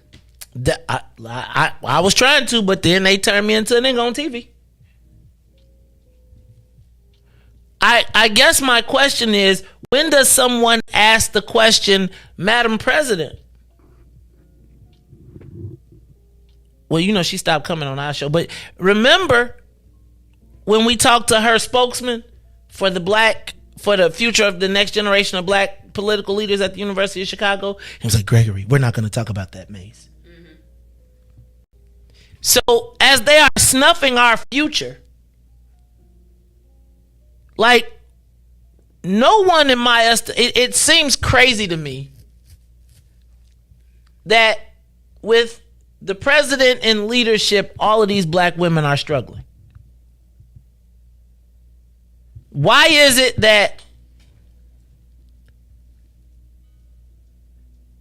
she isn't a part of the success of our next generation of black women leaders? Maze, it has nothing to do with black. What do you mean? What do you mean? What do you mean? It's What do you about mean? the preservation of the Democratic Party. We know that supersedes black. Ruthie, that's crazy to me. No, it's not. That at almost 80, you still killing black people, killing black political aspirations. Okay, and come on, I ain't gonna take it all the way there, but get a little close. You know, we don't be having real succession plans set up. Our succession plans be making sure us and ours are good. So at 70, what's 5 plus 75 plus, what is Toni Preckwinkle's next move? Like, is she good to retire? Does she got to go into the corporate sector? She gonna stay in and lay in state? Like, what's she gonna do? You know what I'm saying? Like, these are all real life decisions that people have to make. And who's to say that on her way out the door? Because she might not feel like she on her way out the door. So maybe on her way out the door, maybe she got to play. But really, I think it's about the preservation of the Democratic Party in its current state, which we know is like going through major shifts. So it's crazy to me. So, but so as our future is being handled right now, our future is being handled by the past. Same reason why the 1st Congressional District is where it's at right now. It's our lack of succession planning. How is it that in the blackest congressional district, never mind. But yeah, it's about the president. Because you know what I'm telling you, this 1st Congressional District it's been really like. And think about the history of the 1st Congressional. Like, I don't understand how this is not our. Like, literally, if we was organized the way we supposed to be organized, this is supposed to be our reparations candidate. This is supposed to be the person in Congress that's pushing reparations for us. Dang, you think about it, it really is, because this is the most powerful. This is the historical. That's what I'm trying to say. Like, that's why I'm really kind of like you called it single issue on this one, because it's no way, y'all, that this is supposed to be how reparations is ushered in. Y'all know Chicago, the way Chicago moved, the rest of the nation gonna move. Illinois is the bastion of black Democrats. We got the most black elected officials. Like, y'all know we could have took this 1st Congressional District and took that all the way to federal, down to state reparations, y'all. That should have been what we did. That should have been the move. That should have been the play. But Bobby Rush, we just have a lack of succession. We got anti-lynching bill. What are you talking about? It's crazy we got to the me. Like, unminute unit going to be on this show, and we really could have made it happen, being a single issue, and got us a candidate in Congress that was literally just for reparations. We just out here trying to get our reparations. So anyway, I want you to look at the ballot. I want to send a big shout out to Yamika Brown. But I want you to look at that ballot, and I want you to tell me, where are the black people's, what's our black succession plan? That's a good one, Ruthie. Like, if you got that text, look, man, y'all know what y'all got to do. Black folks, vote. I see all of y'all are mailing in your ballots. When you mail in your ballots, make sure you mail them in right. And y'all help me with this first congressional district stuff. Hey, man, look. Text me. Look, James, like, I got that. Randy, like, what's the number? All right, y'all. This is the Maze Jackson Show. I am the host of the Maze Jackson Show, where every single day we ask the question, what's in it for the black people? If you did not get a chance, please, there was a little concern. I thought we could play public TV back as long as you gave them credit.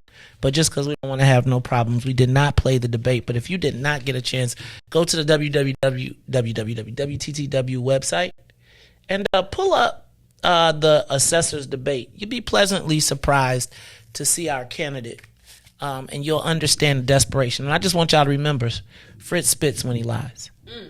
Like, when you pay attention, watch all of it. Anytime you see him, when his mouth gets full of spit, that's when he's really lying. He's getting the lies piled up. Man, you full of spit. And then if you don't like it, you can still tell him.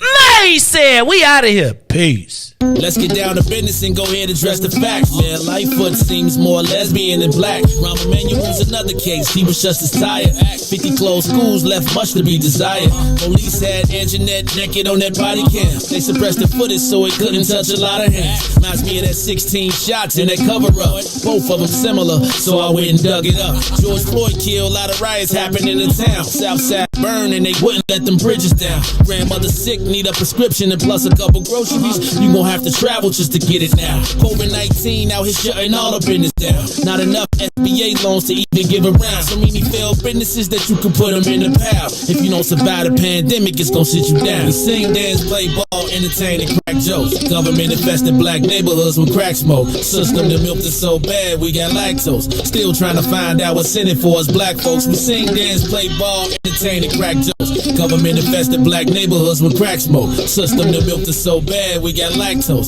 Still trying to find out what's in it for us black folks. Shout out to Willie Wilson, hope one day you get to send it. We need some different players in the game to handle business. Too many shady characters like Madigan and Blago. But when you really break it down, it's typical Chicago. City full of gangsters, it's what the land was built on. Same streets with hood legends, DNA gets spilled on. Carjackers out here lurking, trying to get they steal on. Looking for a block to put them Hellcat wheels on. Let this give bogus appraisals a red line. Car crackers out here getting minimal fair time.